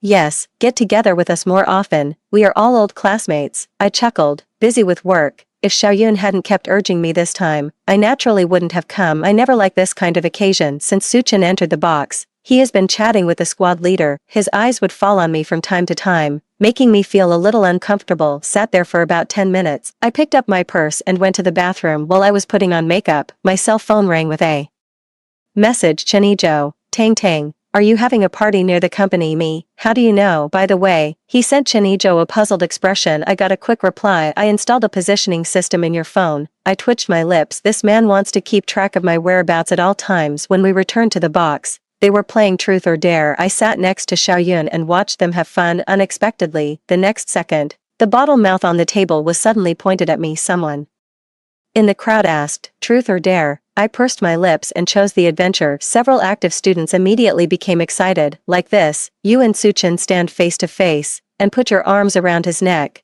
Say cheesy sweet nothings to him and kiss him on the cheek affectionately." As soon as he finished speaking, A burst of booing sound was heard. Everyone looked at Su Chen and me with mischievous expressions, especially those who usually get along well with Su Chen. The meaning in their eyes is more obvious. I frowned and immediately denied it. Change it. I really can't do this. Su Chen's smile froze in an instant. Are you going to resist me this much even in games? I didn't say anything, and everyone started to persuade me. No way, no way, Shintang. Are you so insolent? Hey, didn't you used to be with Su Chen? Yeah, I also remember that you and Su Chen had a good relationship back then. Did you break up? It's just a kiss on the cheek. There's no need to be so disappointing, right? Among those who mocked me, there were also some girls in my class. Xiaoyun was indignant for me. Isn't that a bit too much? What if Tang Tang is married now? Wouldn't you be destroying someone else's family by making such a fuss? One of the girls rolled her eyes. You also said it's just a possibility, so what if she doesn't get married? Xiaoyun was so angry that her face turned red and her neck became thick. I patted her hand soothingly and looked at everyone. I am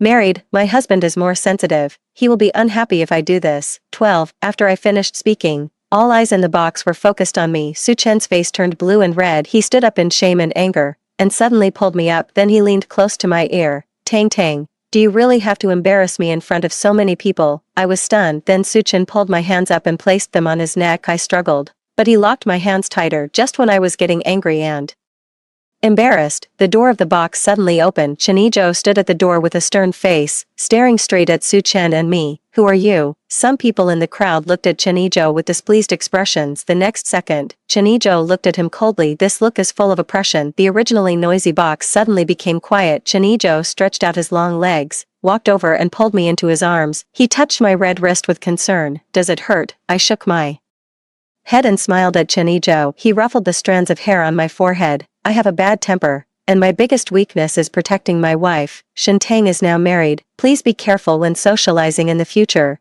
If you offend my wife like this again, I will let you know the consequences. Chen Yizhou spoke, but his eyes were looking at Su Chen. The two men's eyes met in the air under the strong sense of oppression from Chen Yizhou. Su Chen still looked away in embarrassment. After saying that, Chen Yizhou took my hand and left the box.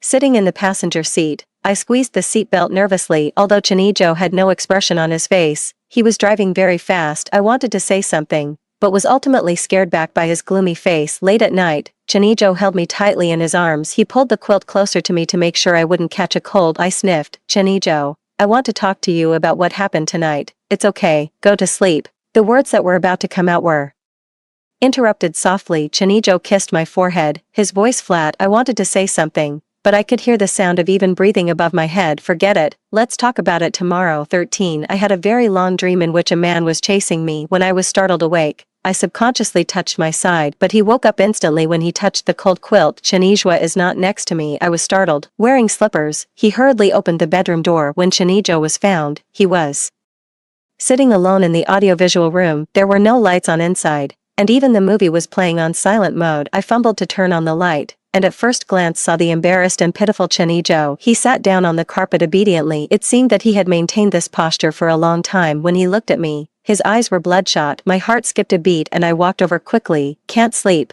Chen Yizhou looked up at me, his voice a little hoarse. Then why don't you turn on the sound? I was afraid of disturbing you. I lowered my eyelids and held Chen Yizhua's hand. In the past, Chen Yizhua's big hands were always warm and dry, but tonight his hands were exceptionally cold. I took a blanket from the sofa and covered him with it with heartache. Next time you can't sleep, be sure to call me. Can I accompany you? Chen Yizhou nodded obediently. Good, Tang Tang. I will do whatever you say. He held me in his arms, but his shoulders were shaking slightly. Chen Yizhou, do you have anything to say to me? I leaned on his shoulder and patiently guided him. I knew a long time ago that Chen Yizhou had severe paranoia. Once he has taken someone into his territory, he will never let go easily. After a long while, Chen Yizhou's trembling voice sounded. Tang Tang, I'm sorry. Although I know there's nothing between you and Su Chen, I still can't control my irritation. Even seeing you two standing together is unbearable for me. Before I got you, I thought that as long as you were willing to be with me, I would be willing to do anything. Then you married me, but I coveted your heart. I wanted your body and soul to belong to me. I know I'm being greedy, but I really can't help loving you. Every day I want you to stop talking to any other man in the world more than ever before. I'm really afraid that this morbid love will scare you. After he finished speaking, Chen Yizhou choked up. His tears fell on my shoulders and burned my heart. Chen Ishwa has always been a sensitive child. He lives in a dark world. He would be afraid of losing me, afraid of scaring me. Even though he was so unhappy about what happened tonight, he didn't dare to blame me. This kind of Chanishwa really makes me feel sorry for him. 14. I stepped out of his arms and gently wiped Chanishwa's tears. He looked at me cautiously, as if I were a child who had done something wrong. Tang Tang, please don't leave me, okay? In my impression, Chanijo never cried even when he was slapped by his father. Such a man was so fragile that he cried in front of me. I looked at him and kissed him on the lips without hesitation. Chanijo was stunned for a moment, then opened his lips to let me go deeper. After the kiss, I played with Chanishwa's messy hair. Chanijo, you can actually tell me, no matter what it is, whether you are happy or unhappy, I hope you can share it with me. From the day I came to you, I was destined to be with you forever. I will never give this kind of feeling to anyone again, so, you can ask me again and again, I will never tire of responding to you. I love you very much. After saying this, Chanishwa's tears fell even harder. He pulled me into his arms. Tang Tang, don't lie to me. If you lie to me, I'll go crazy. In the end, it is unclear who kissed whom first. Chanijo just eagerly tore my lips. It seems that only such strong possession can prove that I love him. An hour later, Chanijo carried me to the bathroom to take a shower. I'm extremely sleepy. He kissed my lips enthusiastically. Tang Tang, do you love me? At the same time, even if I am extremely sleepy, I will still cooperate and say, Chanijo, I love you so much. After getting the answer, Chanishwa carried me back to the room. He continued to hold me in his arms and fell asleep contentedly. 15. Time flies, and in a blink of an eye, Chanishwa and I have been married for more than half a year. I've been feeling nauseous quite a lot lately. When the relatives had not yet arrived, Chanishwa took me to get checked out. When the results came out, a kind middle-aged female doctor was sitting in front of me. Congratulations, you're pregnant, 4 weeks pregnant. The baby is growing very healthy now. Chanijo and I looked at each other. I could read the deep joy in his eyes. Being a father for the first time, Chanishwa took care of every detail. He patiently asked the doctor about the taboos for pregnant women in order to take better care of me. Chanishwa hired an aunt. Most of the time, he works at home. Even my nutritious meals would be prepared by Chanishwa himself. During the 2 months when I had the worst morning sickness, Chanishwa lost even more weight than I did. If I must say, Chanishwa is almost a perfect husband. Seeing how hard it was for me to be pregnant, he hugged me with heartache. This is the only one. I don't want to have any more children. I patted his head with a smile. Honey, do you want a boy or a girl? At that time, he gently took me into his arms. Boys and girls are fine, as long as it's yours. I like it. I smiled and didn't expose it. The last time he went to buy a crib, Chanishwa bought a lot of little skirts for girls. I wanted to return it, but Chanishwa refused. We don't know the gender of the baby yet. What if he can't wear it when the time comes? It's okay, just keep it as a souvenir. A few months later, the child born to Chanishwa and me was finally born. It's a girl.